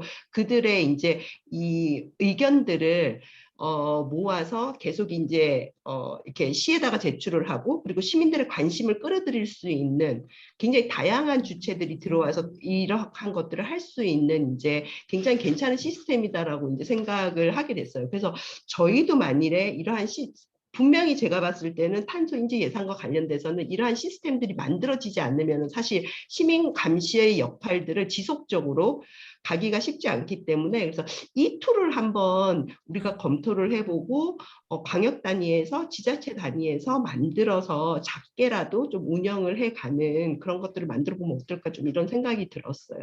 네. 굉장히 좋은 제안 같습니다. 그러니까 이게 아까 강조드렸던 제가 거버넌스를 그냥 저는 이제 필요하다라고 했는데 실제로 성공적으로 운영된 그 사례가 있다라고 하면 저희가 그걸 좀 차용해서 이게 진짜 부문별로 필요하거든요. 그러니까 저희가 뭐 예를 들어서 조례를 만들어서 경기도 온실가스 감축 그 인지 예산 위원회를 만든다 하더라도 이게 민관 협의체 형식으로 각 부문별로 이게 작동이 안 되면 어려웠거든요. 그래서 오히려 저도 그런 사례가 있다라고 하면 그걸 좀 원용을 해서 뭐 경기도하고 기초지자체 단위로 한번 실험적으로 해보는 건 굉장히 좋은 제안 같아요. 그러니까 이게 일단 움직여서 예산서를 놓고 봐야 이게 되는지 안 되는지가 나오거든요. 이게 자꾸 머리로 생각하고 너무 어렵다고만 생각을 하시는데 일단 한번 그 두려움을 없애고 뭔가를 이렇게 할 수 있는 것들 만들어 보고 저는 또 교육 프로그램도 굉장히 중요한 것 같아요. 저희 아직 교육 프로그램을 못 만들고 저희가 공무원 대상으로는 이 PPT 갖고 이렇게 이제 설명만 하는 형태거든요.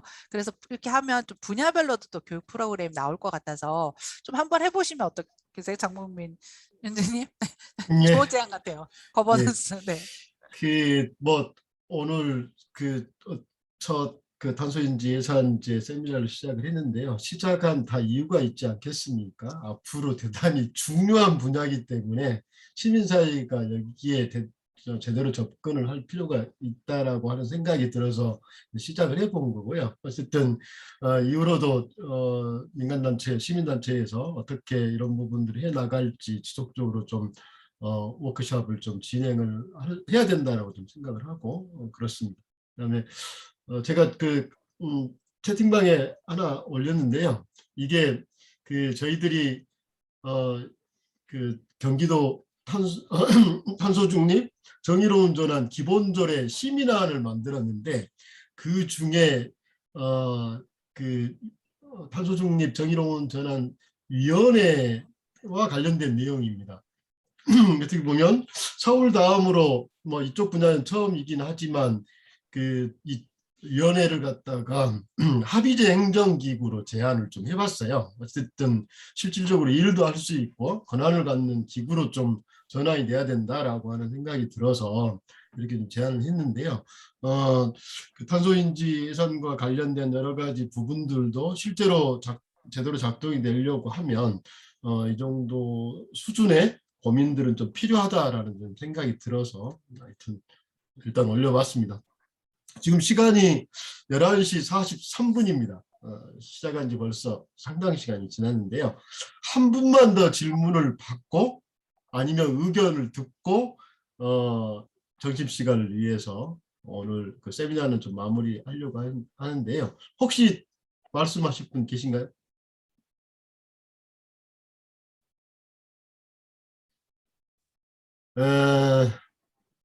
손을 말씀들을 안 하시면 예. 박사님한테 부탁도 있고요. 어쨌든 뭐 이행 체계가 중요하니까 우리가 뭐 교육도 이행을 위한 기반이고 기본 조례도 만들어야 되고 또 위원회하고 거버넌스도 성격을 어떻게 할지 하나로 할지 아니면은 의사결정 중심의 위원회하고 그 외곽적인 거버넌스 체계를 별도로 할지 특별기구로 연결시킬지 그리고 조례를 만든 다음에 그런 추진 체계를 만들고 기본 계획이라든가 아까 말한 분류 체계라든가 이런 것도 어느 하나하나 효과가 큰 것부터 분류를 해내고 분류하기 어렵고 아주 복합적이고 혼합적인 것들은 차근차근 각 주체들이 학습하고 토론하면서 분류하는 과정 자체가 저는 온실가스 대응하는 지역사회 역량을 키우는 작업이라고 생각하거든요. 그래서 그런 걸 포함한 이행 체계를 지금은 큰 틀에서 만드는 게 중요할 것 같고 동시에 조례 제정부터 추진하는 게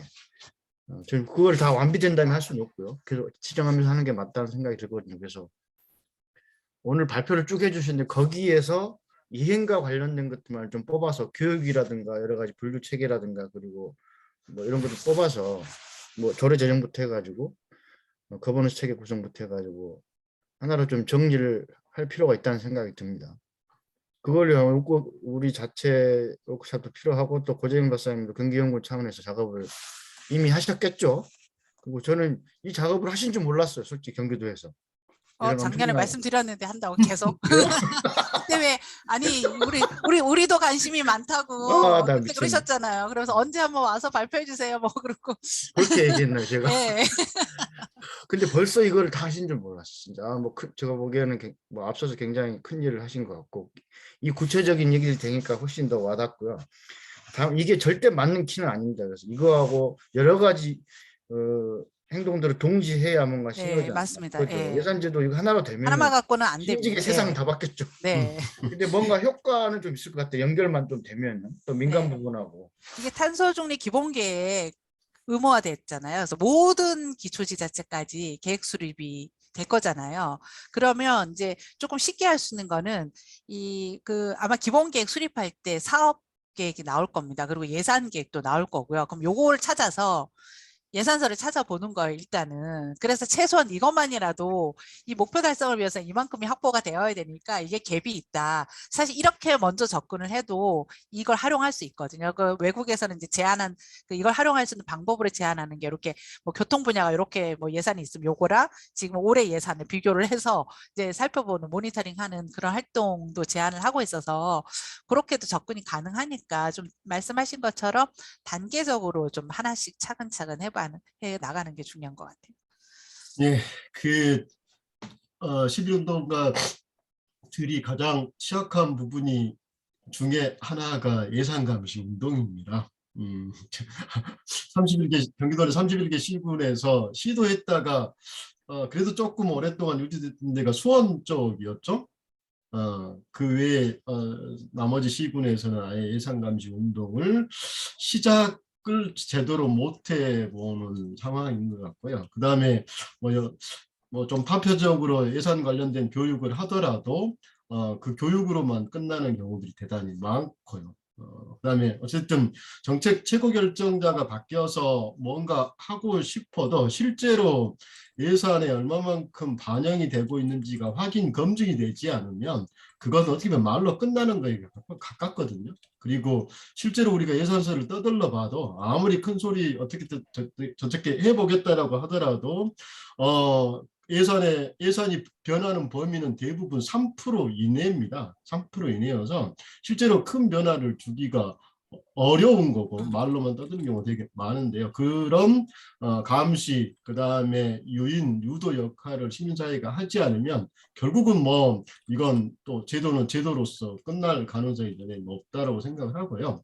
오늘 하여튼 고재영 박사님께서 여러 가지 부분들에 대해서 발제, 그 다음에 생각들을 나눠주셨는데요. 저희들이 오늘 강의만 하고 끝낼 생각은 전혀 없습니다. 왜냐하면 해나가야 되는 과제라고 이미 생각을 하고 있기 때문에 시작을 한 거여서 연말인데 내년 초에 또 다른 형태로 좀 제안을 좀 드리도록 하겠습니다. 함께들 해주실 거죠? 네. 예. 네. 네. 오늘 그 발제를 맡아주신 우리 경영원 고재경 박사님께 큰 박수 부탁드리겠습니다. 네. 감사합니다. 예.